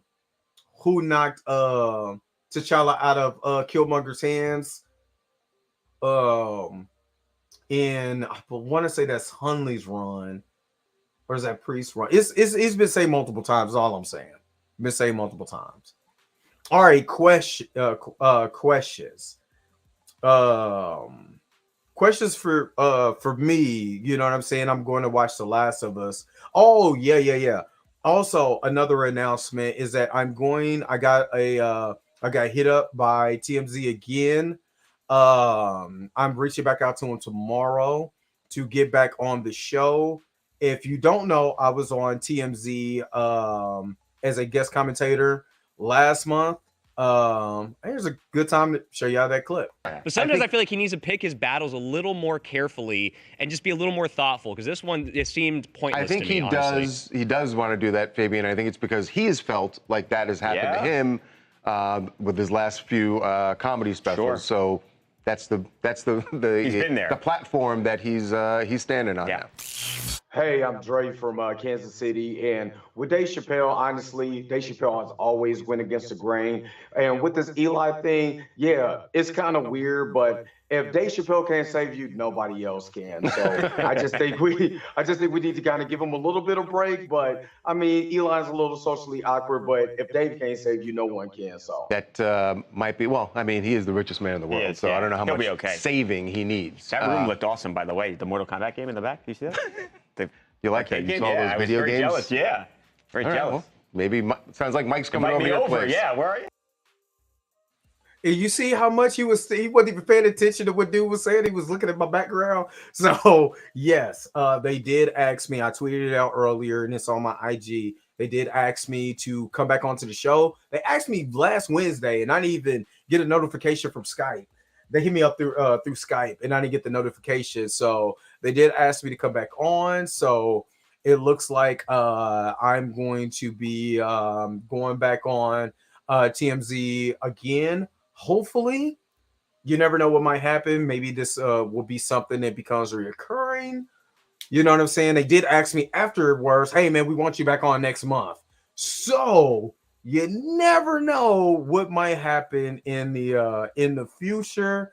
But, you know, I'm just this time I'm going to shout out the Dre Mack Show on YouTube. So I got to make sure that I do that. And I'm kind of thinking about like, you know, like a like everybody who you know follows me. I want to have us like especially when I start getting monetized, and I could be able to give stuff away and stuff like that. I want us to have a group. I don't know because it's called the Dre Max Show. So you know, I don't want y'all, you know, I want us to have like a group name or something like that. So maybe you know, maybe I'll start a Discord or something like that. You know, on the Dre Max Show, and then you know we could be like the Brigade or something. I don't know, something cool. I gotta think of something. I don't want y'all to be like the Big Macs. That's stupid. That sounds dumb. You know what I'm saying? Or you know, I don't know. You know what I'm saying? So we'll put it together and let's see what we come up with, man. But that's one of the reasons why I want to blow up this YouTube channel so bad, man. Because sometimes you never know what might happen. One day I'm working in a factory or something like that. Next thing you know, I'm calling y'all the Mac Brigade or whatever. Don't mention your channel like that. But if they bring up your background, just say it's for your YouTube. When I was on the last time, he said that he just want. Well, what was the conversation? It was like, or he just said say my name and where I'm from or whatever, and that was it, or whatever. But I kind of want to make sure that this time is showed or whatever. But hey, you gotta. Sometimes you never know. It was a live show, so sometimes you never know who's watching. I had a guy who was watching me, who was watched TMZ, and he was on watching it live, and he sent me the picture of it. Was like, yo, you know what I'm saying? I just seen you on TMZ or whatever, you know. So I don't know. I just want to make sure that something gets shout out so they know what I'm actually doing. You know what I mean? So, you know, so I don't know. We'll just play it by ear. I'm gonna ask though. You know, I can't hurt to ask. You know what I'm saying? I just need to blow up the spot. They should show your credentials on screen. I wish. I wish. You know what I mean? What was this? What was the return of the Mac? But peace. I appreciate you Zabito for hanging out for this entire time. I appreciate you. But I think we should we should come up with something. You know what I'm saying? If you tweet it out, you know what I'm saying? If y'all follow me on Twitter, tweet me out something. Which I think I don't know. I did have a channel that I started. It never Return of the Max. I had a channel called I have a Facebook group called The Legend of the Petty Geeks. I also was going to go by the Petty Geek Experience, but that never materialized. Instead of doing a Petty Geek Experience, I went ahead and just did continue the Dre Max Show the way it was. So I don't know, man. Maybe if y'all tweet me something or whatever, we could talk about it on Twitter, man, and get a name for for the people that hang out with me and stuff like that. So I don't know. Any more questions, or do we got any questions or anything or stuff like that? Because I don't want to hold y'all too much longer, and plus I want to get to The Last of Us before I start getting sleepy. Return of the Mac. That's still funny. That's still funny. Try to let it go because I know it's maybe a slight delay in the comments and stuff like that. So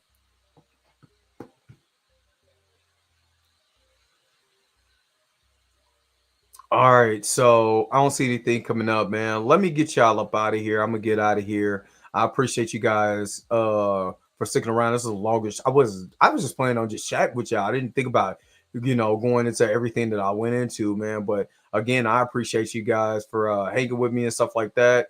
Let me get this last comment.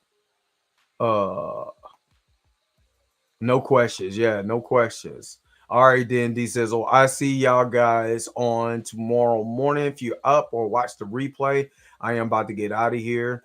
Peace and vibe higher. You already know what it is." If you came to this portion of the video, thank you so very much for sticking around for the entirety of the video. Don't forget to like, share, and subscribe. Don't forget to hit the bell notification so you never miss one of my videos. And if you want to get a little more personal with me, hit me up on my Instagram, hit me up on Twitter, or any of the social medias that you see below you. Until next time, I'll holler at you guys later. Peace and vibe higher.